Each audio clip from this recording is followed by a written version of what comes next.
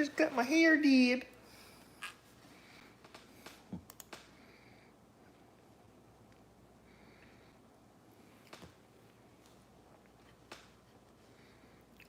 Don't even look good. Put that right here. It's better.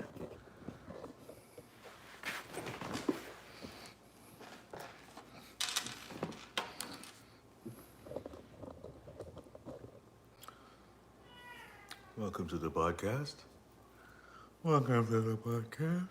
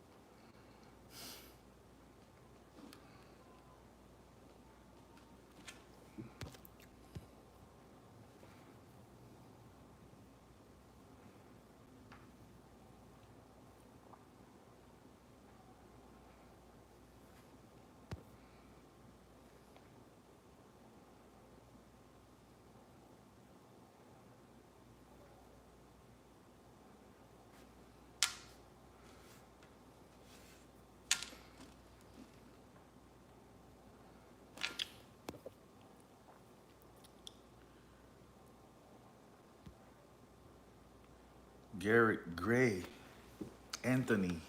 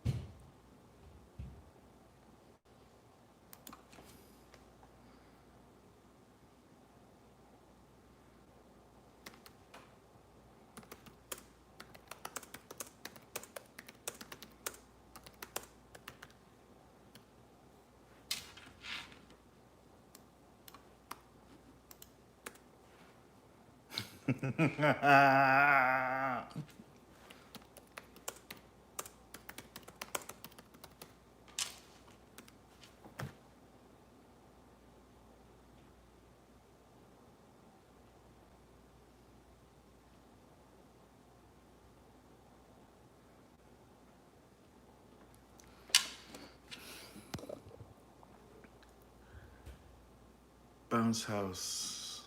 Yeah, that's a lot of them.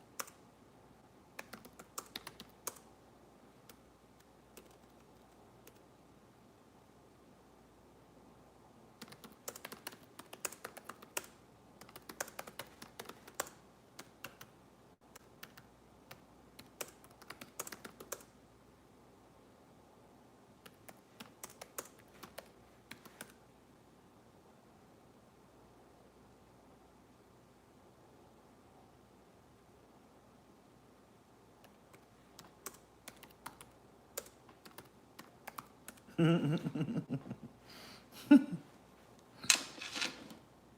talking to Trayvon James about DSP. How are you vote? You mean in the I don't vote, but I don't support. I can't support the Democrat, because they're crazy, they're insane, or they seem like they're crazy. Politics, they're the old guard.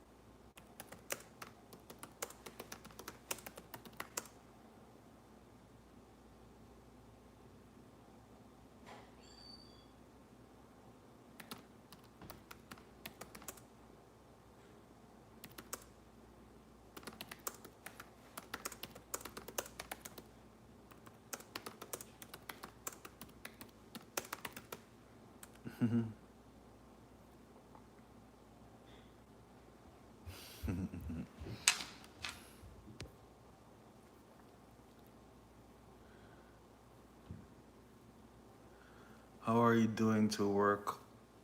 How are you going to work all days? What does that mean?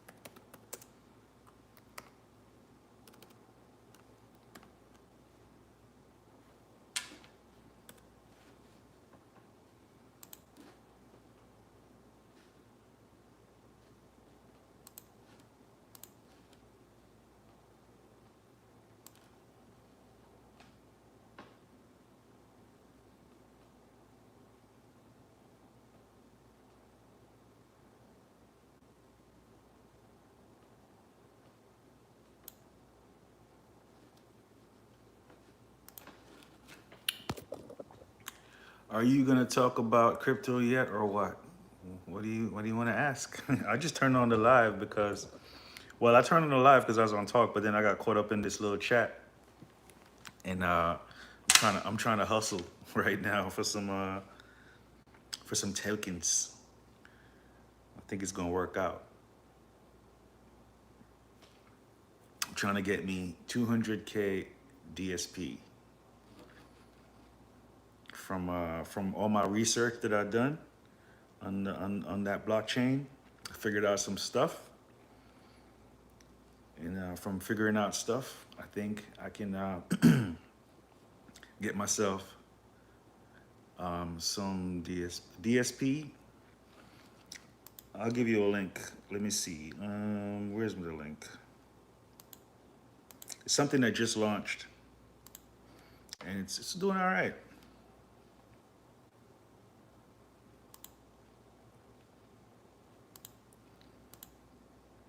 It's on Tron.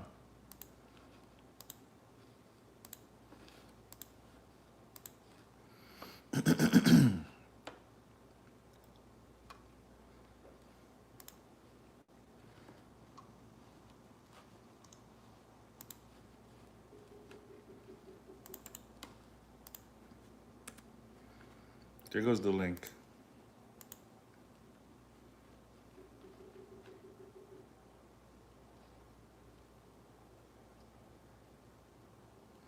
T2X. No, I didn't do T2X because when I went to the website and was reading it, there was too much the bad English on the site, and you know, it's like I don't know. I wasn't into Tron. I wasn't into Tron. I just now got into Tron like 2 weeks ago when I saw that they're gonna have wrapped BTC and wrapped ETH on Tron. I thought, man, with wrapped BTC on Tron, the value of TRX could go up. So I started like getting some TRX just to have it, you know. And then I saw this contract launch. Well, Trayvon gave me a link to this contract launch like 2 hours after it launched. And so I started playing with it, and I'm just going with the flow.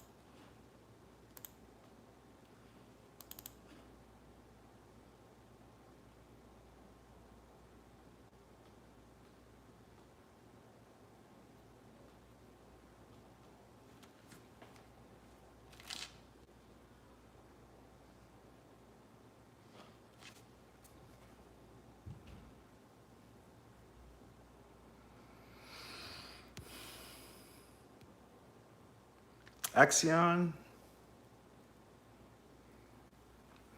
No, I don't like Axion because of the if it's not new. You know, there's 22 billion heck like T. There's 22 billion of was it hex 2T or whatever.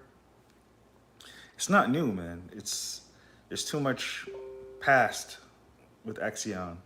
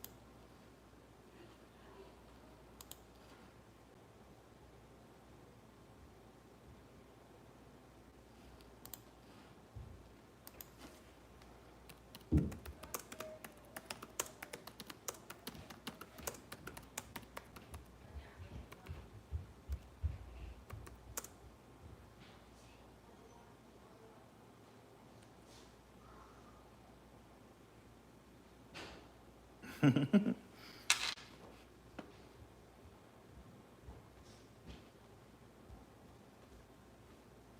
is preparing for a tournament? Is it? Tournament? Like, Tournament. yeah, League went up to 2,500. That's nice. 5 o'clock.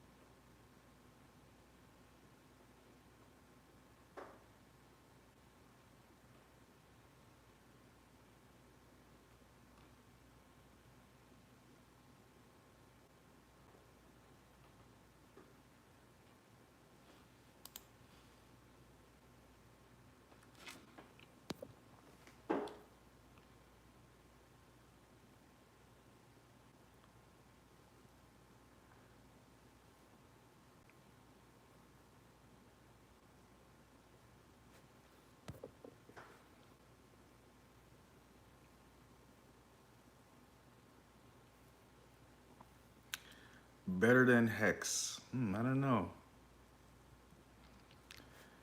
In order to be better than Hex, you got to be around as long as Hex and have the same and have a similar amount of success to say it's better.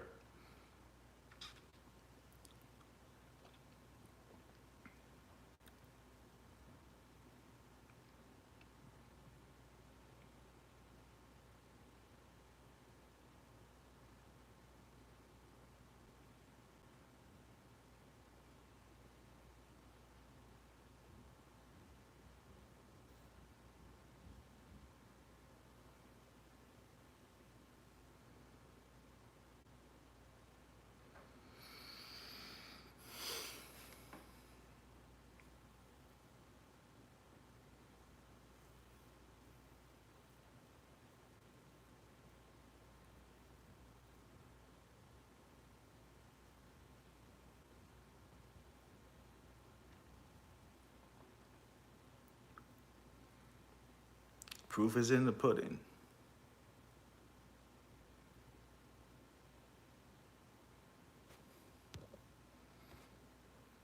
Matt John.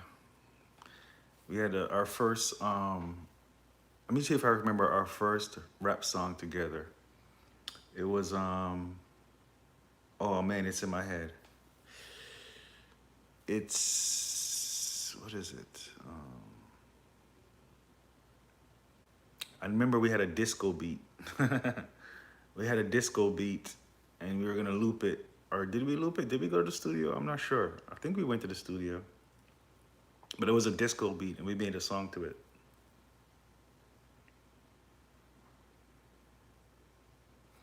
And Darren Kennedy.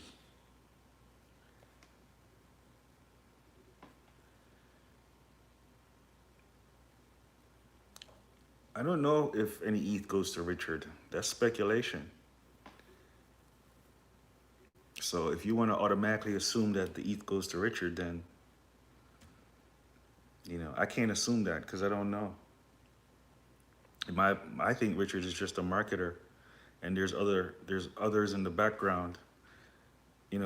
Whoever wrote the code, whoever wrote the code, man, is most likely where the ETH goes. I don't know. The thing is that these things, it doesn't matter. All that matters is what happens to it over a long period of time.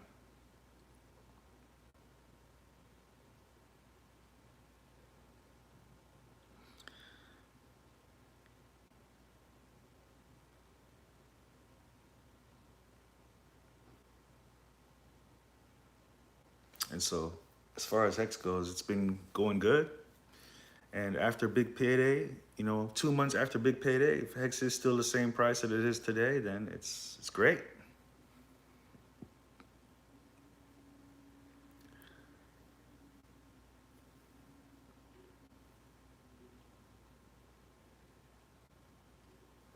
I haven't looked into any of that stuff since months ago, as far as like recycling address and all that stuff.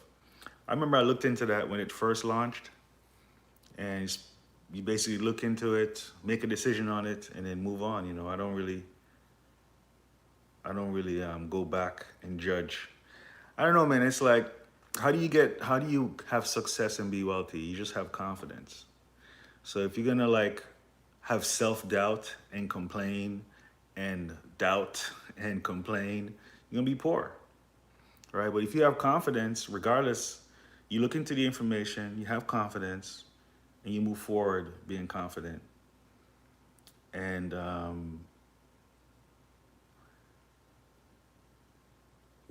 just go with that.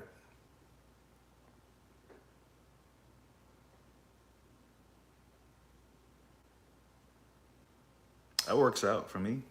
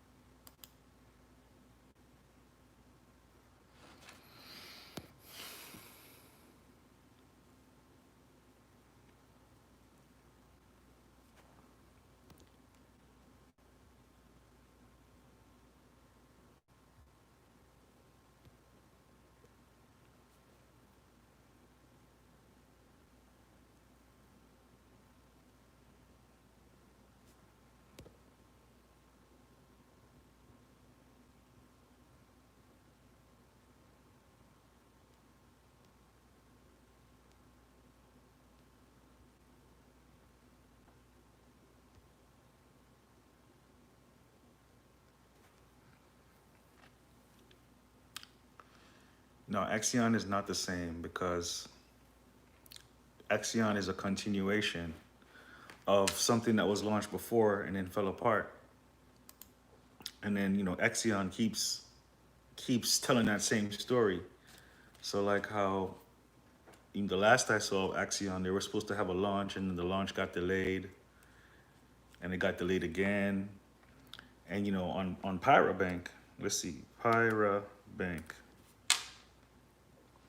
There's already, this is why I'm not getting into Axion actually. Hex2T.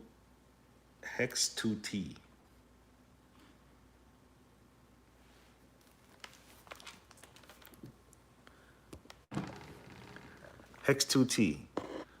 There's 22 billion hex, no, 21 billion hex2, HX2 in this contract, which will need to come out and get converted to Axion.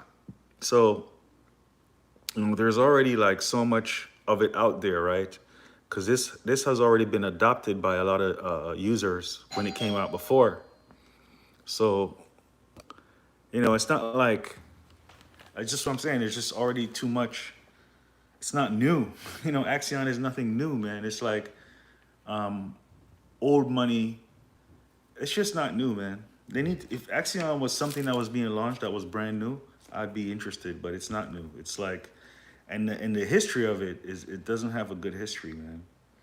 As far as where it's coming from. So I like DSP because it's new, right?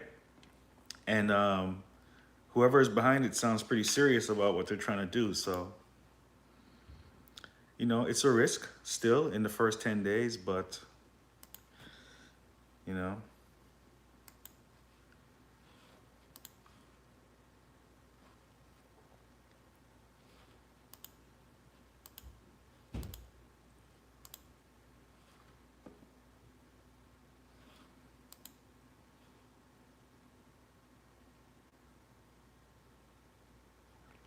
what's COVID-19?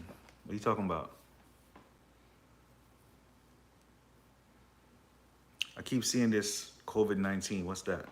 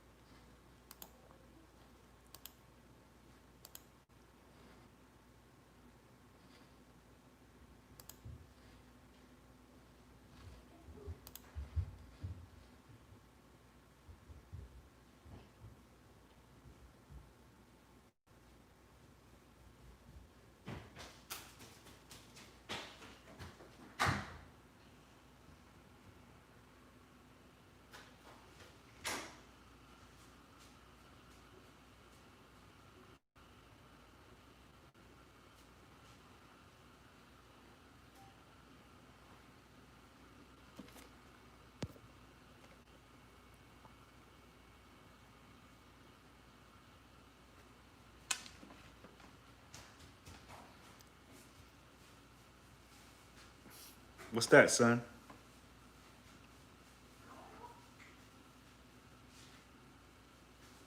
It's not your food? Yeah. What's in it? What's in? What'd you get?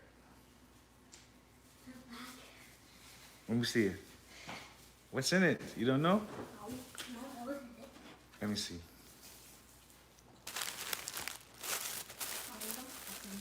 Hmm?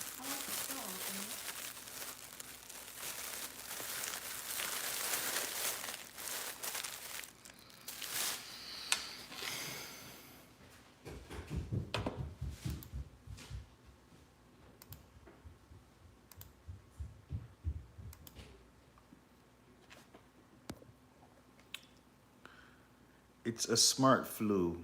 It can tell you when you've been bad or good. It kills a whopping 0.01 people who contracted. Yeah, that's probably why I don't know anything about it.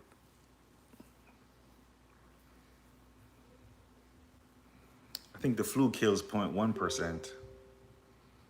And I don't concern myself with the flu much. So, you know,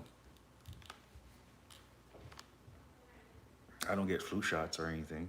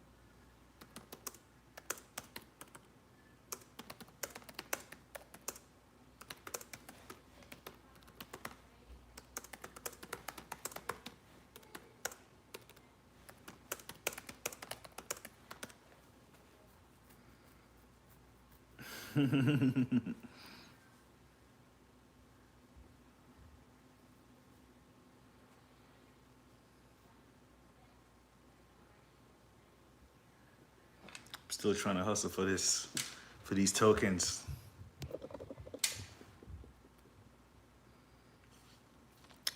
I figured out who got the 1 million DSP, right? So I asked him for 100K. I was like, yo, send me 100K because you got a million. In fact, you probably have 1.9 million of them. Send me 100K if you want me to take this project seriously. So I'm trying to hustle, see if it works. If it doesn't work, doesn't work. It's not meant to be.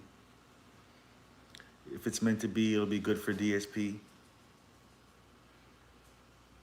Half my goal. I don't have a goal.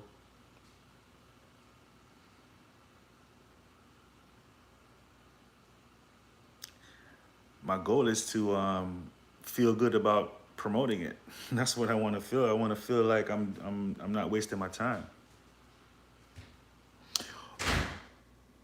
Well, I asked for 200K from the developers, but they want to negotiate, and I don't want to negotiate. It's like they want to talk business, and I'm like, no, I don't want to. You're just gonna send me 200K, right? And I told them, no, forget about it then.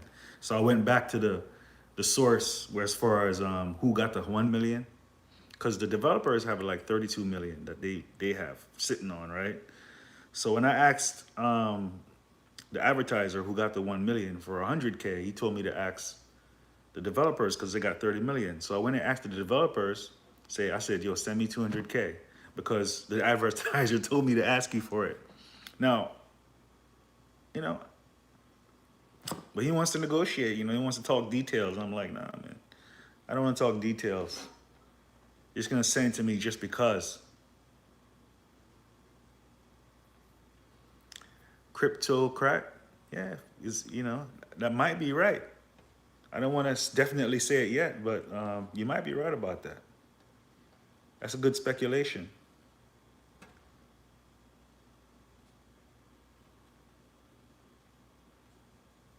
I'm just trying to get 100K so I can stake it, and while it's staked, then I'm doing my little daily videos and build, and go with the flow,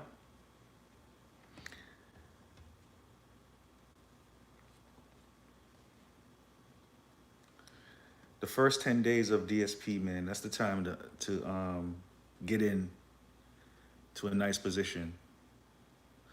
Now I don't watch sports.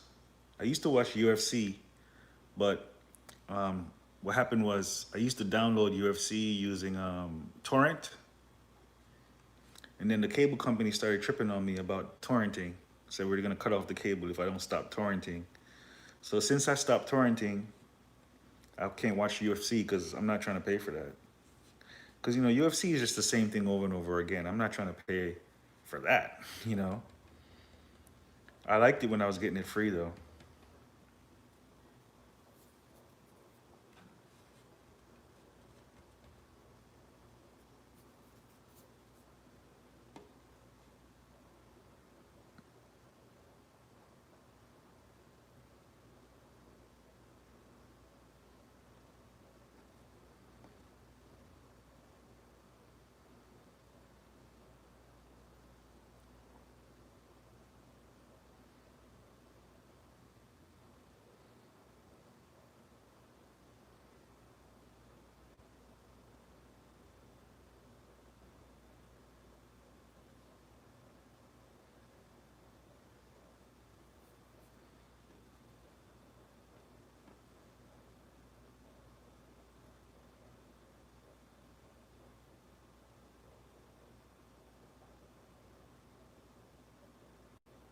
Yeah, I was using VPN, and they still track it.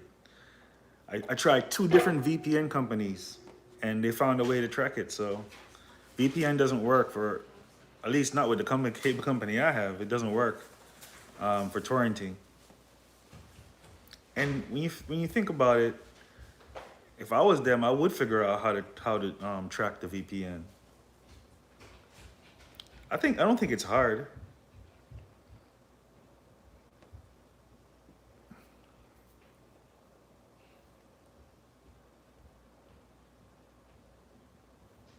What's up, bag, Julie?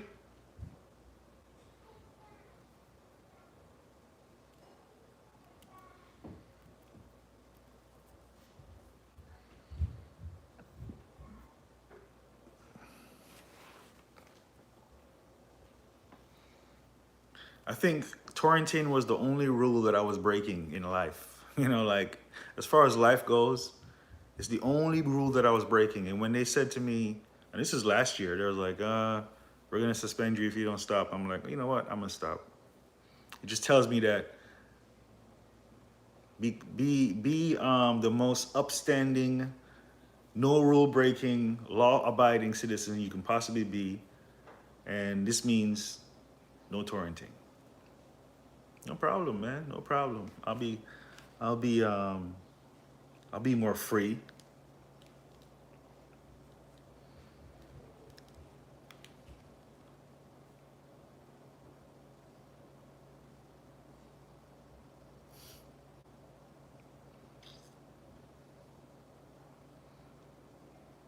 And then I started using this VPN service. And then after I used the VPN service, right, I used Canada as me surfing from Canada. And like a week after I did that, one of my credit cards got a charge from a Canadian, like a bad charge, like a big charge from somewhere in Canada. So I called the credit card company. I was like, "Yo, I did that from me using what VPN service was that? It's pretty popular one. From me using this VPN service and putting Canada as my location, they somehow was able to use my credit card information and charge it to somebody in Canada. So like, I stopped using VPN because how can you trust a VPN company that they're not messing with your information? Like you can't, you know.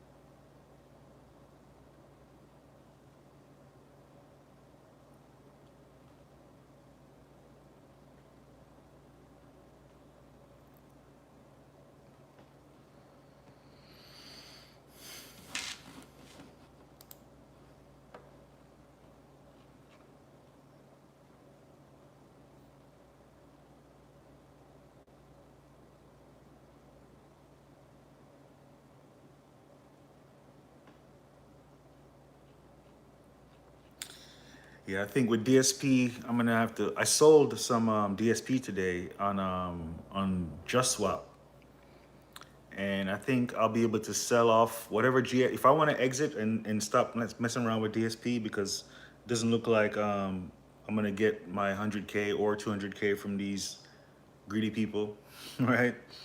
I can sell off whatever DSP I earn from the couple of stakes that I've done, and I should be able to come out in the profit and just like walk away from it. You know what I mean?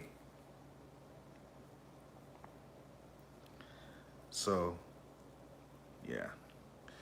The alternative is if I got 100K, then I would be motivated to say, you know, keep promoting it for the next couple of months. Hey, that's worth a lot, man. Because I don't promote anything. You know what I mean? Free solo power equals there's no such thing as free solar power, right?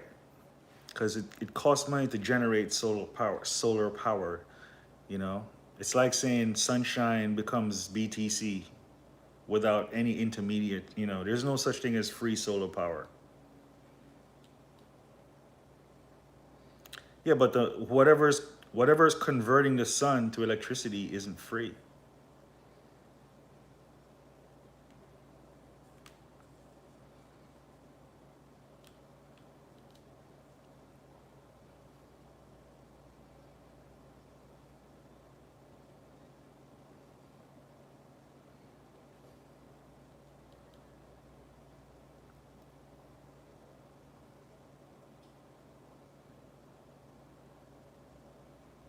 And my kids don't watch TV.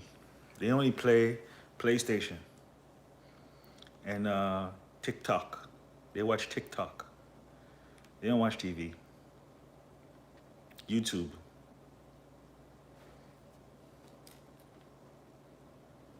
But mostly PlayStation and TikTok. Just like I don't watch TV. I watch Netflix and YouTube, Amazon. The crypto is the right way to save the poor and humanity. I wouldn't say the poor, but I would say yes for humanity. Um, it's not going to save the poor because, you know, the poor isn't smart enough to save, right? You give somebody who's poor a lot of money, they're going to spend it real fast.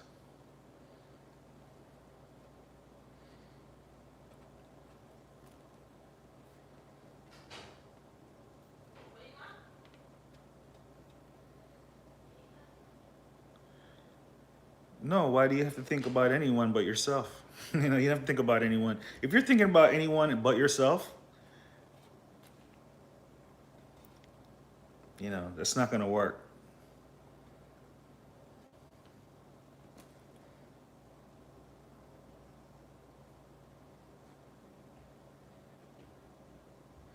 You have to do for yourself, right? And then whatever works for you, you share it. You share it with anyone who has access to see you or hear you.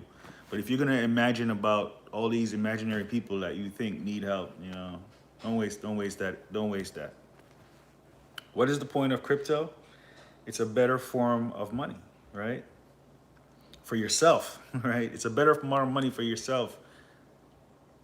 If it can work for you, then it can work for others. But it's most important that it works for you first, right? If it works for you first, because you know it's worldwide now. It's not like it only exists in a certain place. Crypto exists over the whole entire world. So if you can make crypto work for you, and then what works for you, you share that with the people around you, the people in your life, right? And you share it with them, and it works for them. They can do the same thing. They can share it with someone else.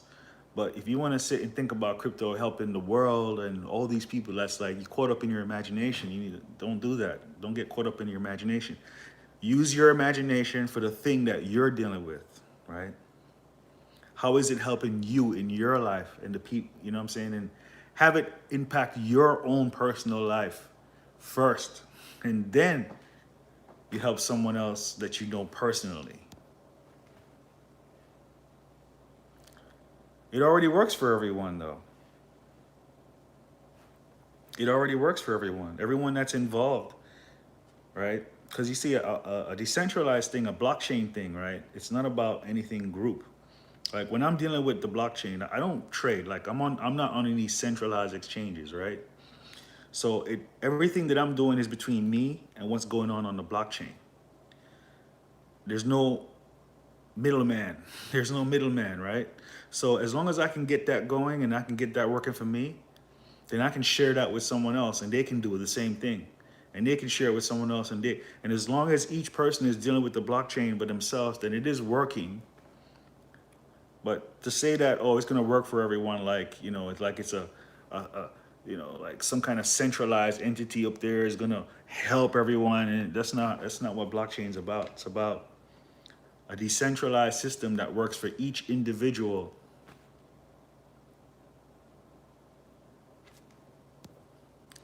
That missed the humanities.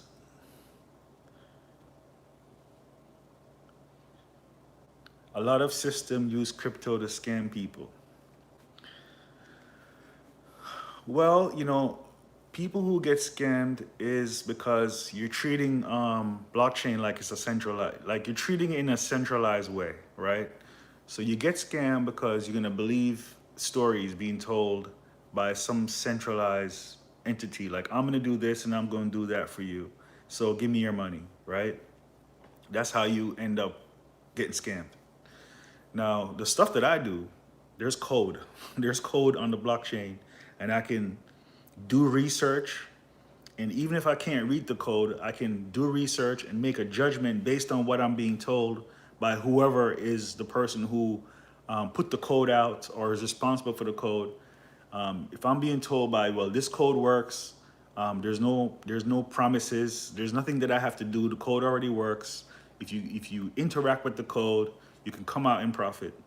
That's what I do. You know, everything that I do has to do with me interacting with code on a blockchain. I don't have to depend on Mr. Z or Mr. X on what he's gonna do. I mean, that's how you get scammed because you're gonna believe in some person or some entity or, that's centralized. I have a lyric in one of my songs. The center point is the point of failure. You know what I mean? So, yeah, you can't get into blockchain and treat it like you're gonna believe in centralized things because then you're gonna lose.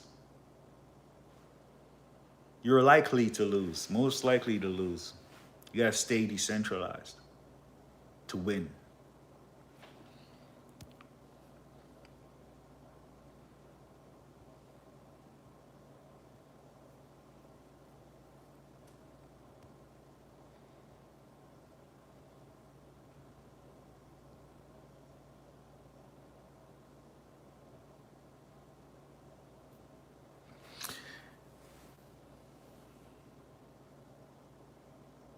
Yeah, the moment you have somebody trying to make you believe something, like we're gonna do this because of this and this and this, and if you caught up in believing,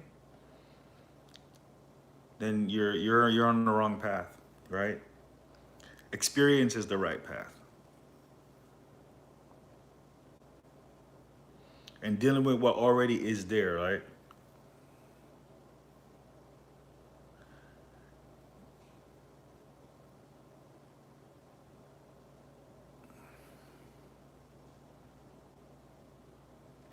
I don't know. I don't watch the shows that my kids watch on YouTube, so I have no idea what they're watching. It's kid stuff, and it's not a lot. Let me tell you, my kids mostly deal with PlayStation and school, right? Because they're doing the homeschool. The homeschool is great, man. It's so efficient. Homeschool is so efficient.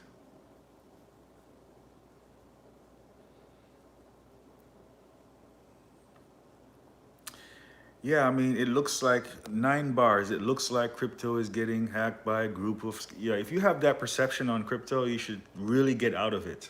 You know, don't. If your mind is like set up like that, like that's how you're thinking about crypto, that's the path you're on, right? So that means you're gonna become a victim. It's like every system has a bad and a good part. Every system you can't. Nothing exists without two sides. There's a good and a bad side. Crypto can't exist. A good crypto can't exist without bad crypto, right? So you have to choose which side you're gonna be on. Are you gonna be on the bad side by thinking about the bad things and experiencing it that way? Or are you gonna be on the good side? Where you're thinking about the good things and experiencing that way. By being on the good side means you're gonna think about the good things, you're gonna experience it that way, and the bad stuff will go on, but you're not gonna be involved in that. You're not gonna be a part of that. What's the point of mining?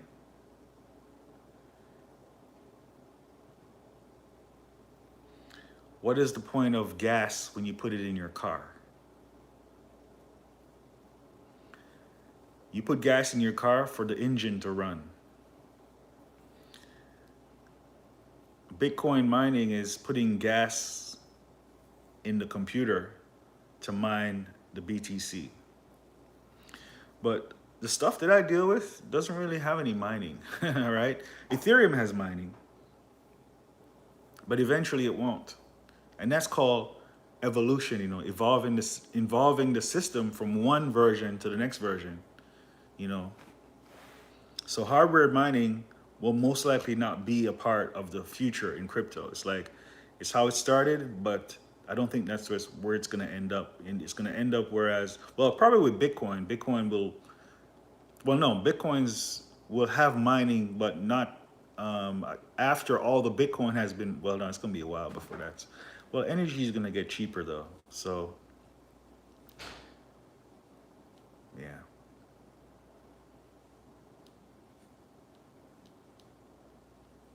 Basically, by the time there's no more cars that exist that use gas, then Bitcoin won't be mined anymore.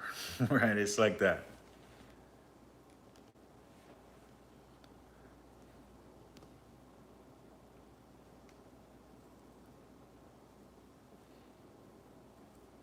You have to mine oil. You can also mine oil and turn it into electricity, and electricity is used to mine Bitcoin.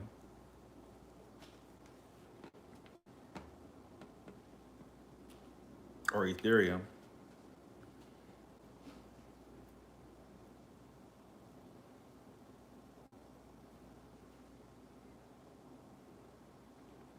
Yeah, I'm probably not gonna make no more DSP videos, man, because the developers has 32 million that they're sitting on. Trayvon has probably almost 2 million that he's sitting on. I asked the developers for 200K. I asked Trayvon for 100K. Neither one of them wants to give me any, so that tells me that I shouldn't be messing with it, you know? Because I mean, it didn't cost them anything. They mined it for free. You know, they manifested it out of thin air, like it didn't cost them anything at all. And I'm saying, if something that didn't cost you anything, you can just send it to me, and I'm gonna stake it, and I'm gonna continue supporting DSP. And so them saying no means that reflects greed, and I don't want to be a part of anything that reflects greed. I'm already cool, man. I don't have to promote anything. You know, I'm not in a position where I need to promote anything. So if I don't need to, then I don't want to, unless I'm incentivized. Like, I have a good feeling inside about it, but I don't feel, because you know, none of this stuff is transparent, man. They didn't tell anyone that this is what's going on. Yeah, you know, Trey got 1 million. He staked it. He staked it for day one, right? And so then from that stake, you know, there was a whole bunch of TRX and another million DSP. So from the day one stake, you have almost 4 million TRX plus another, so he probably has like a couple of million TRX and a couple million DSP. I'm speculating from that day one stake that he did for 1 million DSP. And none of this is like transparent. You know, I figured this out because I went into the blockchain, I researched and I figured it out, and I saw the address, and I knew it was Trayvon's address, but I hit him up and I said, "Is this your address?" And he said, "Yeah." And then he explained to me. But nobody in the community, nobody knows about this. You know what I mean? I know about it because I did the research. And then and they know that I know, and I said, "Yo, send me some, right? Because I want to support." And listen, if they send it to me, I would explain. I'm going to reveal all of this. You know, I'm just not going to reveal it right now because it's the beginning. You know, but I'm not able to like hold on to like I'm a transparent person, right?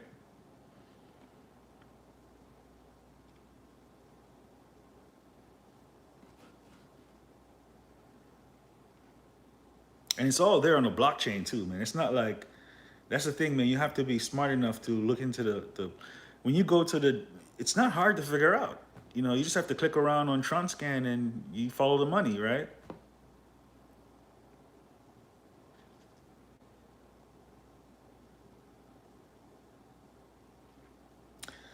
Yeah, that's what I don't like about Tron, man. It's just like, it's too shady, man.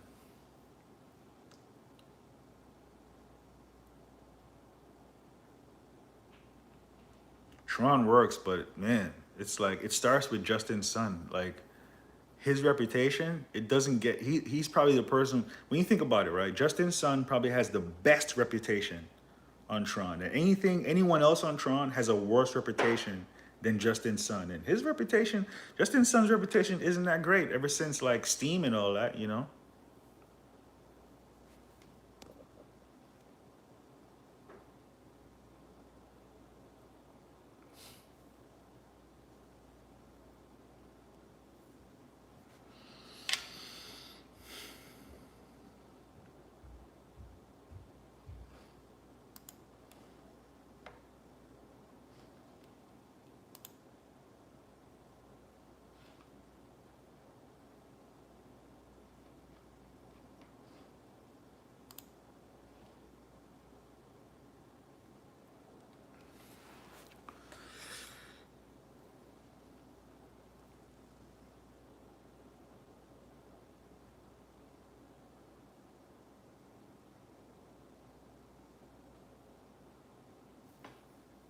Yeah, I did two 10-day stakes.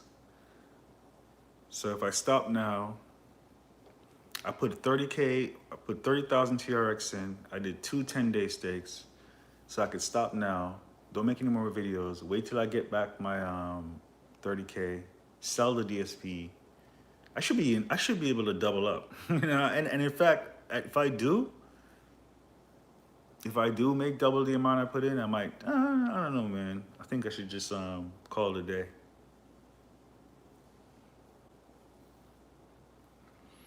Yeah, because it's like I don't want to risk 100K of my own TRX because I don't need it. I don't need it, right? I'm good.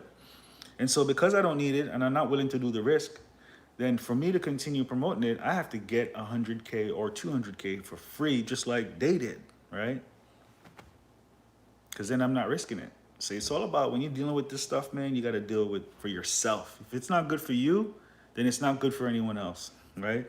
So unless I'm like in a really good position and I can reveal to everyone that, hey, this is my position, then, you know, this is why I'm confident. Then, you know, everyone else can make a decision for themselves, right?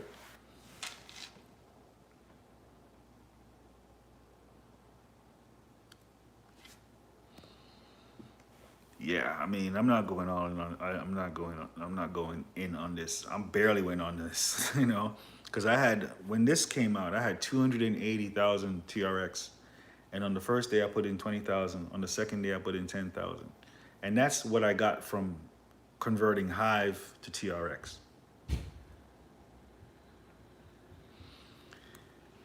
Yeah, I mean,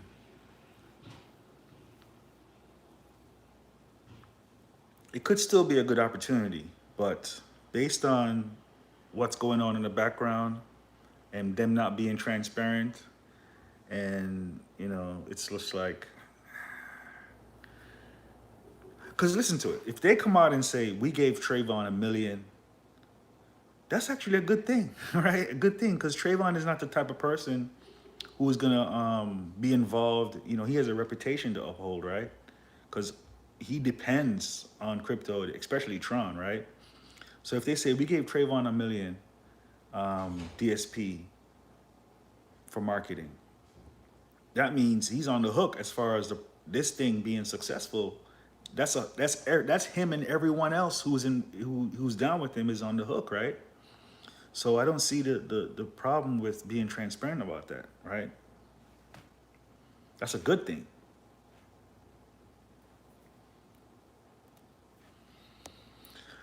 Solar panels in North Pole, 23 hours in sunlight.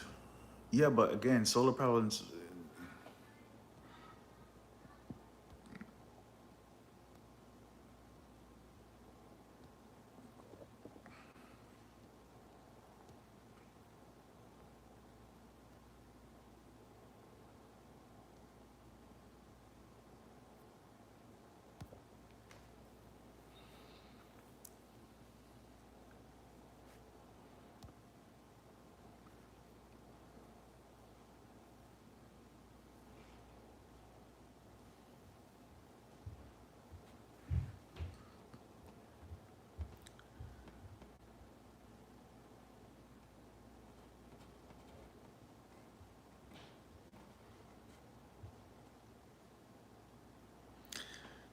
Trayvon's SQ, his reasoning for not sending me 100K is because he says I have 50 million hex.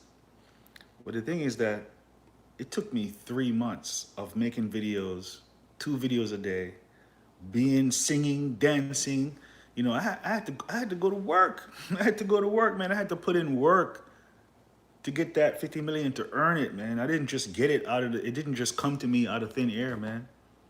I had to earn that. I was put in 3 months of work to earn that. He didn't do nothing. He just there, and they say, yo, we're gonna send you $1 million. He sent him $1 million. He staked it, got another $1 million. And I'm like, yo, send me 100K. No, man, you got 50 million hex. I'm like, yo.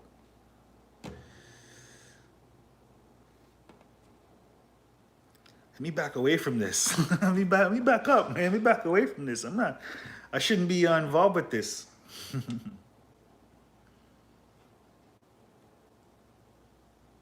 Let me slip out the slider. Like, okay, I'll be over here, dog.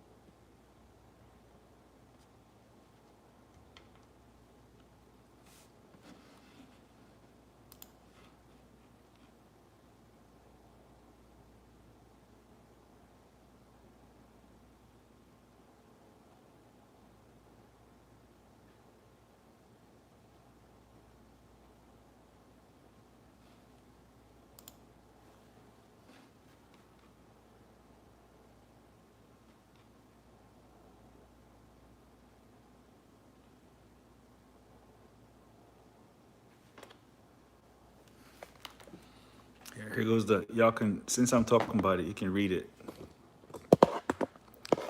Let me zoom in. I go, is this your address? He goes, yeah, they gave me 1 million tokens to make a video. I staked 1 mil, and he asked me to stake 100K, so I unstaked the 1 mil, and I staked 100K. So mom like, send me 100K. I'm straight up. No reason, just like, yo, send me 100K. Simple as that. And he starts dancing like, for what?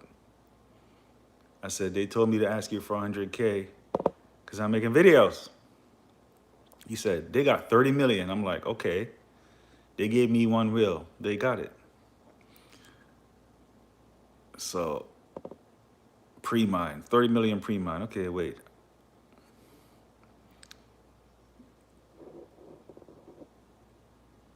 Well, you should have got another 900K from the day one stake, 1.9. So I said, you got 1.9 million total. He says, yeah, but I don't like getting too much. Feels yucky. I got my tokens and he said it was sponsored video. Now I'm clean. You should ask them too. Ask OG. Send me 100K when able to, so I can feel better about supporting it in this early in the game, the most risky time. I asked OG, he said no. Well, he didn't really say no. He wants to negotiate, you know what I mean? Which means he wants to like, I don't know. I don't want to negotiate, you know? I know what I can do. You know, I know what I can do, right? So there's no question about, there's no negotiation. I need a reason to continue, and the only reason I got into it is because I'm just sitting here chilling, watching TV, and I see Telegram pop up, and Trayvon gave me a link. I clicked the link, it's DSP. I was like, well, I haven't talked to him in a while, so if he's hitting me up with something, it must be good. And I got some TRX, so let me get in on it. And so I put the 20K TRX in. I woke up the next morning and I see, oh, there's a 1 million pre-mine. 1 million pre-mine? Damn, dog, they didn't say nothing like that on the website. Went to do my digging. And up till this point, still nobody knows, man. That's the thing, man. That's what's messed up, is like nobody knows. And if you say anything about it in Telegram, you have like 3 people in there who automatically come and start making excuses like, well, that's how it works. The team gets paid. I'm like, no, that's not the team, man. Like, I haven't seen anyone talk about the team having 32 million. And it's obvious because you see it on the blockchain. I saw it on the blockchain. Let me go to it. It's not hard to figure out.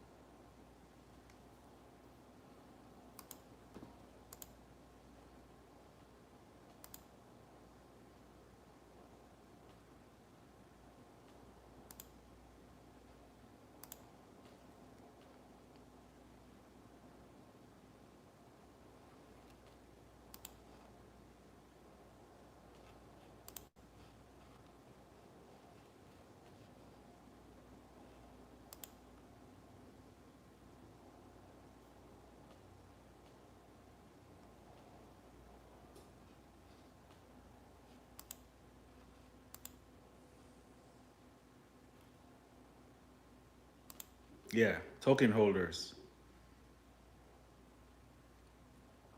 If you go to token holders, for like for instance, if you go to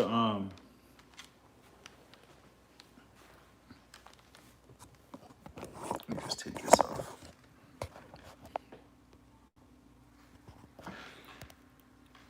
So here's the DSP token detail, right? So how do I get to that? I go to my transactions, and I click on this link to go to Transcan, and I click on the contract address, right? So when you click on the contract address, then you over here token tracker DSP, then you go token holders, and it says right here that the number one token holder has 28,500,000 DSP. So that's because there was a 30 million pre-mine, right? So, okay, there's 28 million. Let's click on that address. So if you go here, you go to transfers, you see where 500,000 was sent out. And if you follow this address, you'll see that the team says that's theirs, 500,000 that they staked 100,000 for 6 days, right? And that's all transparent. And then another 1 million sent out, and that was sent to this address, which I know that's Trayvon's address, right? So, and you just follow it all the way. If you click on Trayvon's address, and you go to where is it, transfers, you can see he got another 900,000 from staking, because when he unstaked, and so now he has 1.9. He sent that off somewhere else. So I'm like, okay, that's what's going on, and all this went on, and it didn't cost them nothing. It didn't cost them nothing. It didn't cost them no time. It didn't cost them no TRX. It's just all free.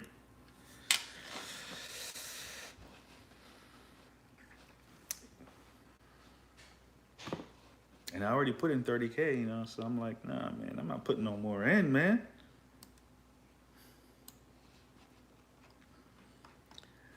And all that is okay if they're like more transparent about it. Like if they were just like, telling everyone, oh, this is what's going on, man. But they're not.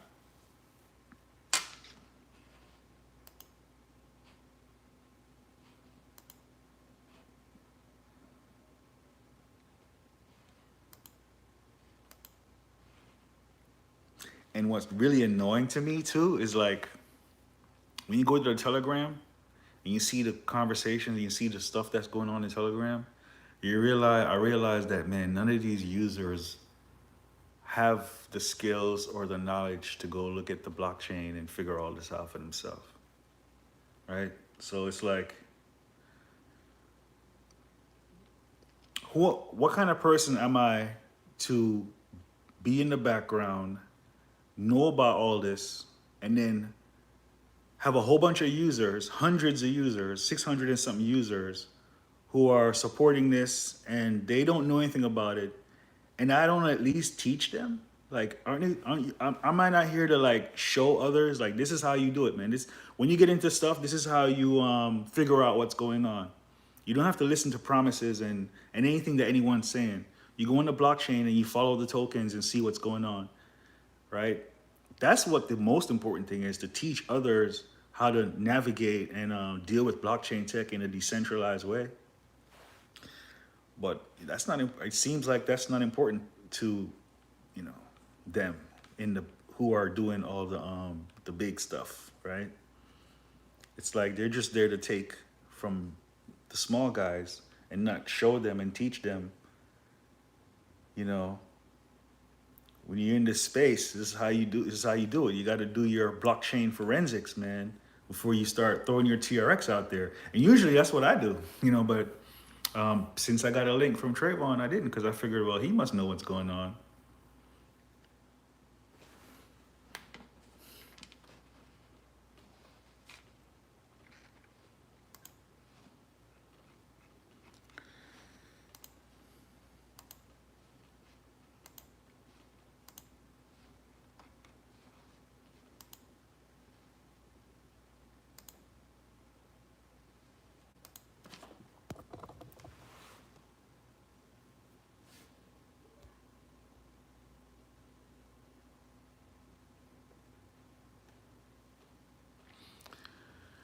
I don't support bankroll in any kind of way because bankroll is even more shady, you know.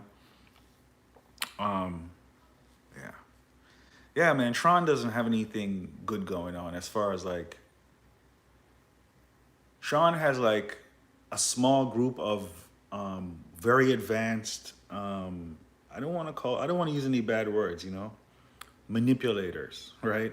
And a large group of gullible users. And it's like this small group of manipulators are getting over on all these large group of gullible users. And the users, they don't want to learn, right? They don't want to learn. They just want to sit there and believe in master. They want to be a slave to massa. Like they don't want to upgrade and learn how not to trust other people and how and only trust the blockchain, right? So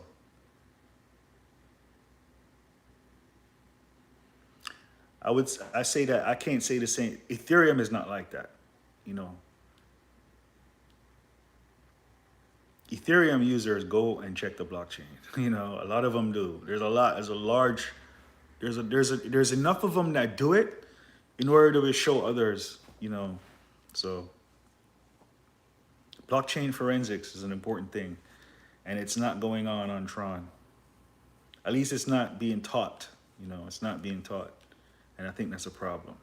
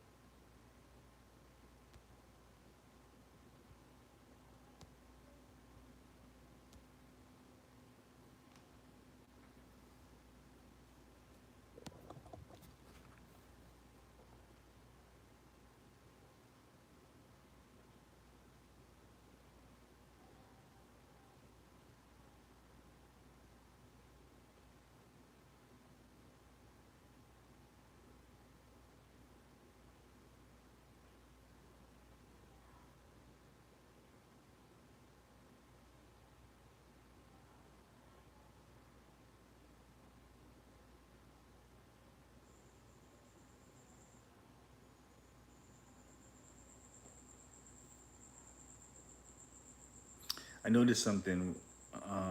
Whenever I sit here and I'm real quiet, and there's no TV, and I'm just quiet, there's a cricket in the house that always turns on, right? Like I hear it right now, just because I'm sitting here being quiet. And you see, and I think that's interesting. I can't find the cricket. I tried to find it. I can't see where it's coming from. But if I were to get up and walk over to the kitchen, it's somewhere in the kitchen. It would stop.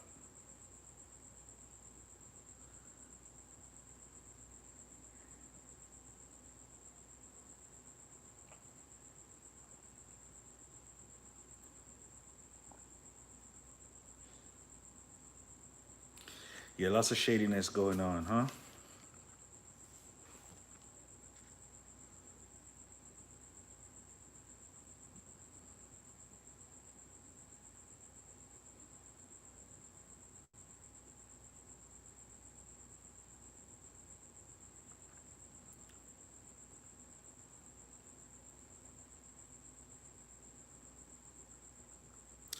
Yeah, the contracts that I'm in right now is Ethereum stable contract at nowhex.com, right?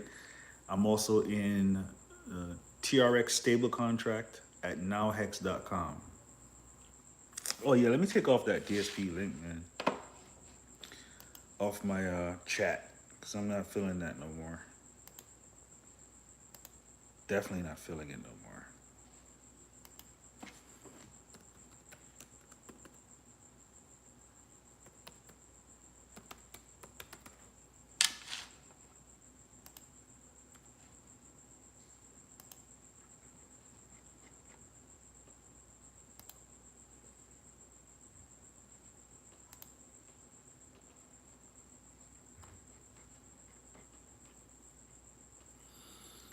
Yeah, so now Hex.com is like my version of the Tokeneer UI. So I got the Tokeneer UI. I asked the developer to set it up to work with my domain because you can't copy Tokeneer UI and use it on any domain unless the developer who created the UI and sets it up to work, right? So I asked him to set it up just in case. I said at the time, I was like, just in case that Tokeneer goes down for whatever reason, I need to have a version of it on my own domain. So he set it up, and so I have a version of Tokeneer that I edited, and there's no mention of Tokeneer in there on nowhex.com, and I put the contracts that I'm in on nowhex.com. I made my own version of the Tokeneer UI, which is I think is an amazing UI, the Tokeneer UI, because a lot of work was put into it. So I think right now on Tron, Tokeneer is the best UI, and I have my own version of it. So, because I don't like all those other contracts, like Hexmax and all those contracts. I don't like none of them. I don't like none of the farming stuff. I don't like none of the token. I'm not down with none of the token stuff. I mean, I like to stick to the main thing, which is the main thing is TRX. The main thing is Ethereum. And Hex is good because I look at Hex as like Bitcoin with a smart Bitcoin. Hex to me is like Bitcoin with no hardware mining, and inflation that pays stakers.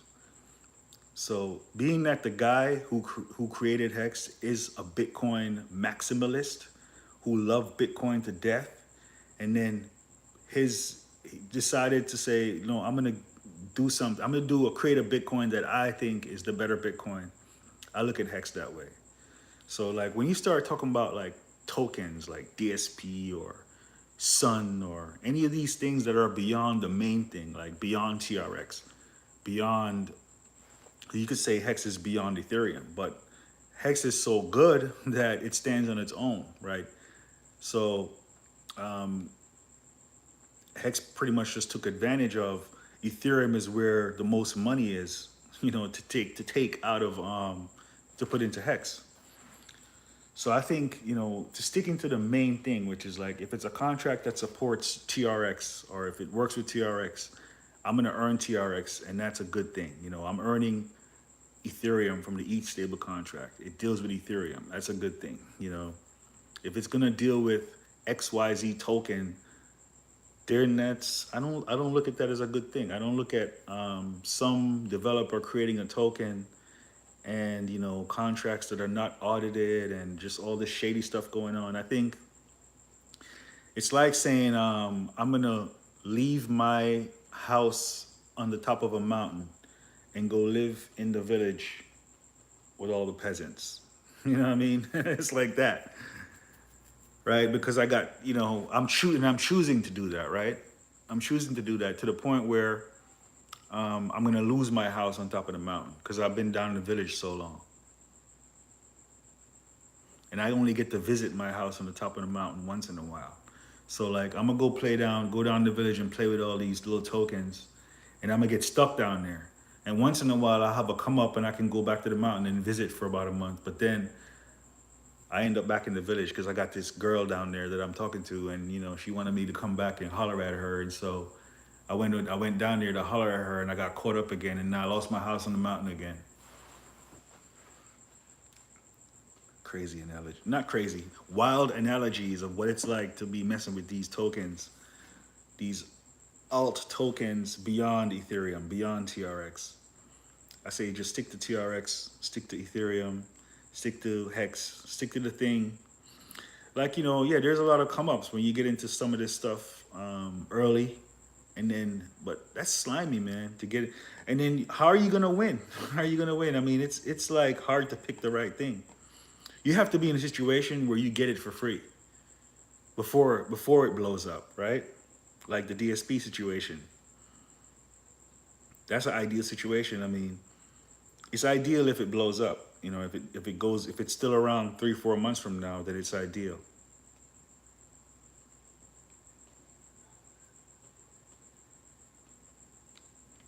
Yeah, it's a win-win.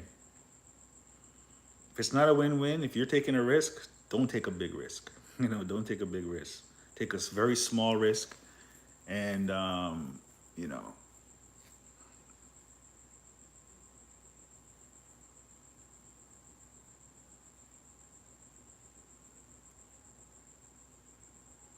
yeah, test it out.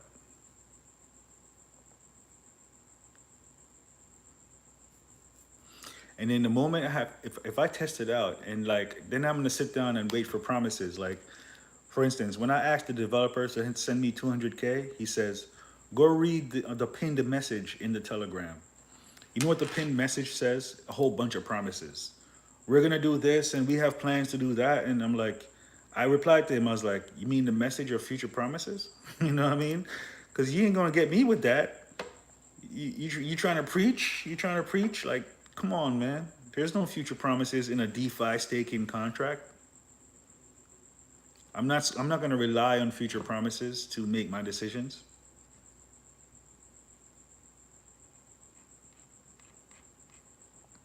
You're talking about, yeah, our future plans. We're gonna make an exchange. Like, why didn't you make the exchange first and get it audited first before you release the thing?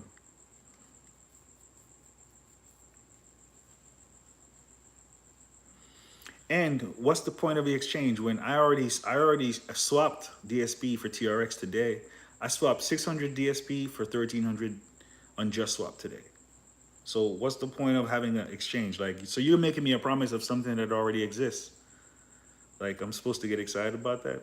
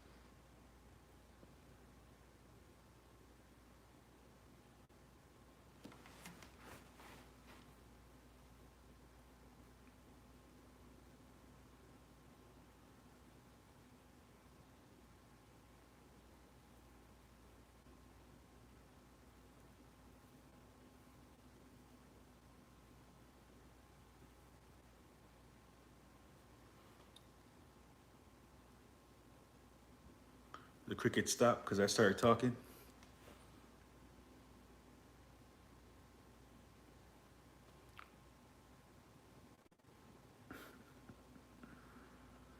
Man, airdrop, huh? Future, future promises. That's what I think about that.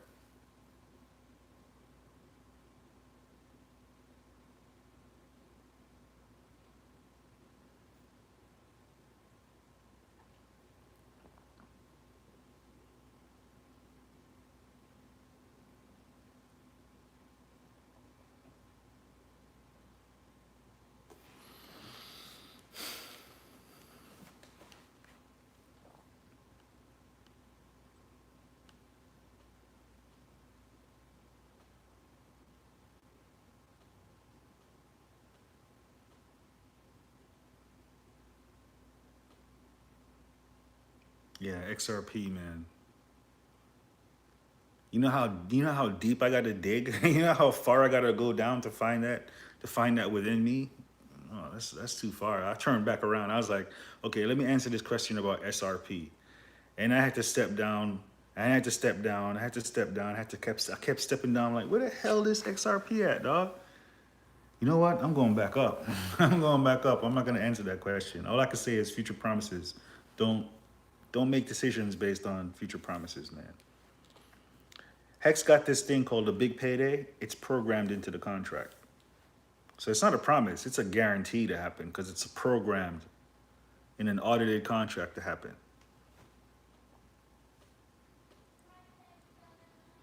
So you're getting an airdrop for something that most likely already has future promises attached to it.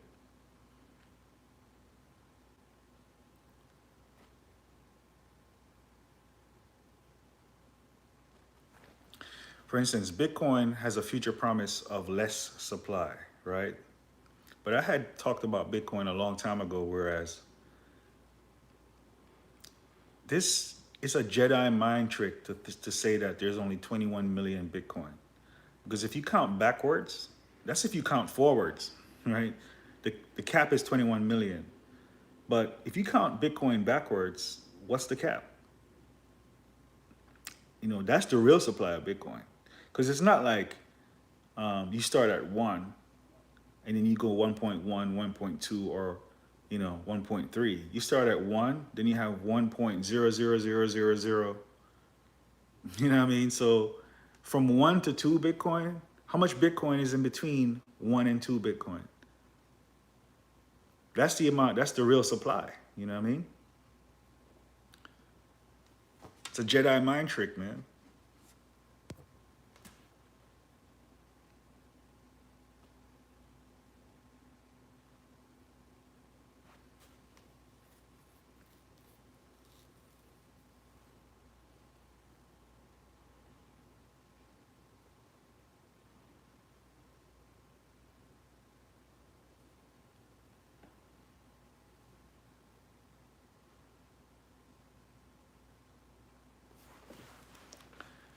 Yes, I think the value will go up, because it goes up because whoever is holding Bitcoin needs the value to go up. So it will go up, right? But it going up based on a limited supply is the wrong way to think about it, because then that means no crypto has limited supply, because they all work the same way. They all have 8 digits or whatever it is. Ethereum has 8 digits. Bitcoin has 8 digits or whatever, 0.00000 whatever. So that's the real supply. So it's not about the limit of the supply. It's about what does the person who's holding it feel it's worth.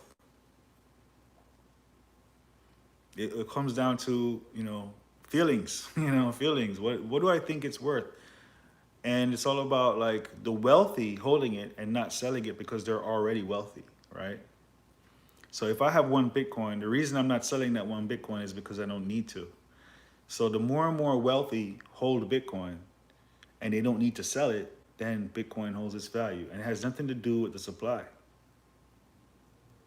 It's all about the buying and selling. Bitcoin, 20K, it's possible. I don't see why not. I think that's easy. Near future, you see, was it 12K right now? Yeah, I mean, if you think, I would say a conservative estimate, assuming the world doesn't fall apart, which it's not falling apart. The world's going okay. A conservative estimate for 20K Bitcoin would be within a year, within the next 12 months.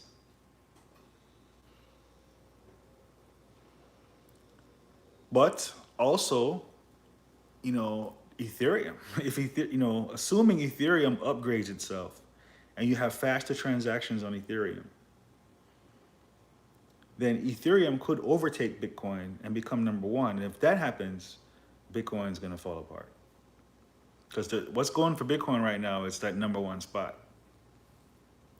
But if Ethereum can secure the number one spot because it's better as far as, speed and transactions and all that good stuff, once Bitcoin loses that number one spot and Ethereum takes it, Ethereum is gonna have a way more gains, way more gains. And I mean, Bitcoin could end up, you know, going down to less than 10K, and Ethereum goes up. It's possible, man. If things are going to be valued based on what they're actually worth as far as utility goes, then Ethereum is worth a lot more as far as the utility goes. It's just that it's expensive to transact, if you're doing it with smart contracts. So the utility that it offers right now is not is expensive if once it gets used. But once they can improve the transaction speed, then yeah, for sure, Ethereum is going to take everything away from Bitcoin.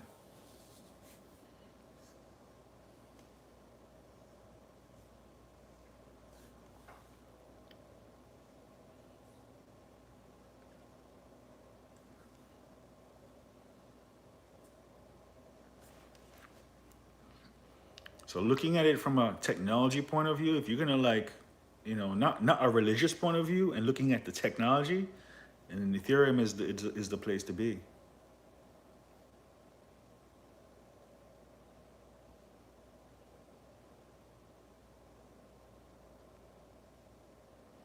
I also see Google and Goldman Sachs getting involved with EOS, right?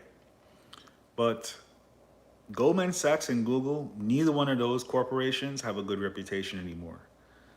Google's reputation is bad now because of they're just bad. People don't, and that's their fault, right? And Goldman Sachs, well, they don't have a good reputation at all. So it's like EOS is attracting the wrong crowd. You know what I mean? It's attracting the wrong crowd. And it's a centralized thing, EOS seems like a centralized thing to me. So it'll be interesting to see where that goes. Now, if Ethereum takes the number one spot, that could be good for Tron, because Tron, man, it works great. It just needs it just needs users with better reputations, It needs like high quality users, right? High quality developers to give it, yeah,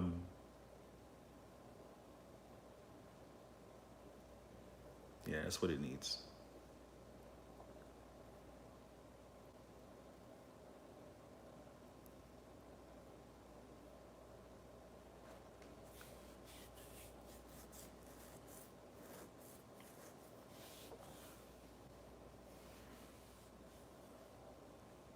Like the only thing on Tron that stands out is there any dApp that's like standing out in a big way? Like for instance, how Compound and all that stuff is standing out on Ethereum. It's only gambling, like Wink, and what else? What else is there? There's something else.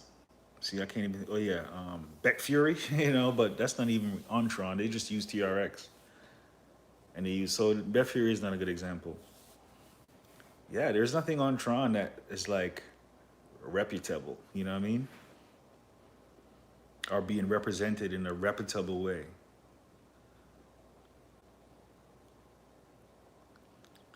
Like how Richard Hart is Hex. He's showing himself. He's up front, and there's a large group of promoters in Hex who are like showing and say, hey, look, this is me. I promote Hex. I'm down with Hex. This is my face. This is my name, right? I don't see that on Tron, except for like Justin, which that's not a good example because he can barely speak English. What's up, Saint? So the angel has the crypto saint is now Officer Satan. I'm liking it. I'm liking it, man. You got to play both sides. For sure. Yeah, man, Satan is a good character to have if you have yeah, if you have when it comes to dealing with challenges, right? 'Cause it's like it's the fastest way to deal with challenges. It's just like, let me just be Satan, man. Fuck this. And I'll just take care. And that takes care of everything real fast. You know what I mean? Because it's like you can't get any worse than that.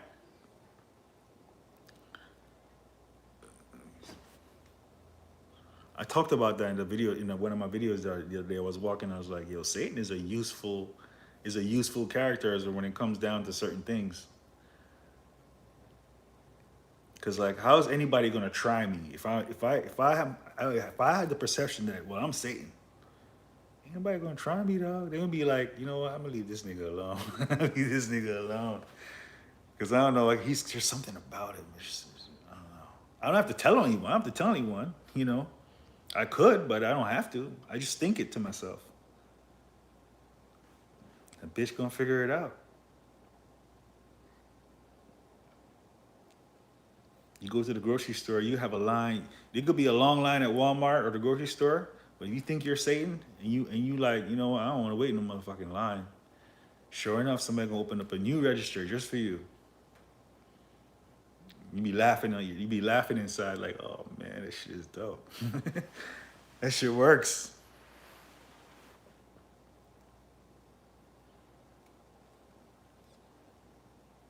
That's the devil himself.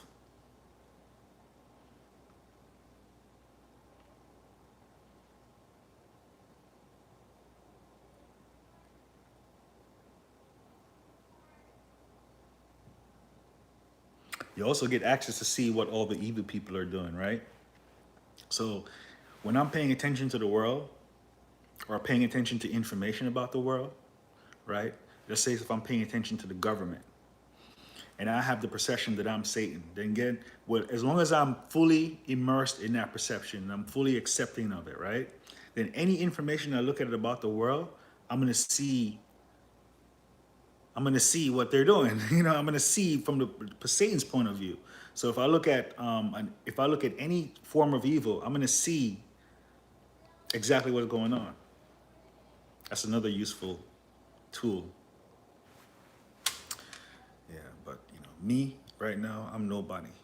I'm going with the nobody flow because I don't have nothing to do. I don't have any challenges. I don't have a mission. I'm just watching the show, going with the flow.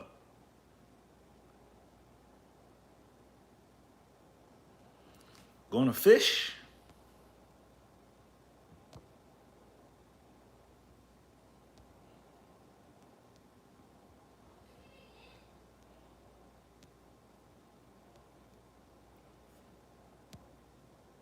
Do you think we ever see Bitcoin back, man?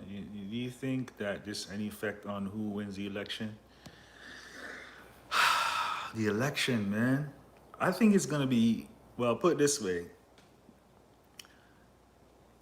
If the election is on November 3rd and it's only the votes that are only the votes of people who actually go to the election. If the election is being run fair, I see it's gonna be hard for Trump to lose. Right? It's gonna be hard for Trump to lose. Now, I don't think it's gonna be a fair election, So and that's the problem. See, I look at politics right now. It's like the old version of politics. The politicians and the politics are trying to hold on to what they had, and Trump is like, nah, man, we taking this somewhere new. We taking this to another. We upgrade. We're moving on with this. Like he says, drain the swamp. So, what's it gonna take, man? Is it gonna take? I mean, there's a lot of people who are not doing or saying anything right now because they feel like it's gonna be all right. But the moment, like, if let's say Trump doesn't win and it's obvious that it's cheating going on, right? And I don't know. I don't think the military would even go for that. I think the military supports Trump, right? Because they would need the military for it to work. And I don't think they have the military, right? I think Trump got the military, so I think it's probably gonna be all right. But cause listen, man, those people who do support Trump and they're sitting down and they're not really saying much right now. If them motherfuckers decide to get up, it's if there's a civil war, it's not gonna last long. You know, it's not gonna last long, man. Cause you know the red side got all the guns.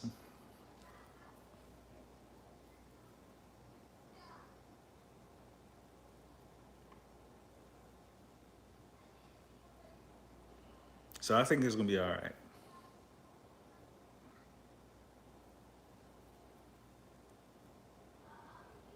If it gets really bad though, I'm up and out of here. I'm up and out of here. I'm like, I need to get to Jamaica right away.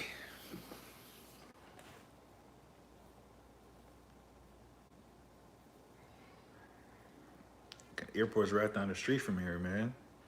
The airport's right down the street, and I got money. My son didn't renew his passport though, so he's gonna be stuck here fighting. That's on him though, cause I said to that nigga, I said to all of them, I said, "Yo, I get your passports ready. Mine's still legit. His is expired. He don't have to fight though. He fight with his eyes."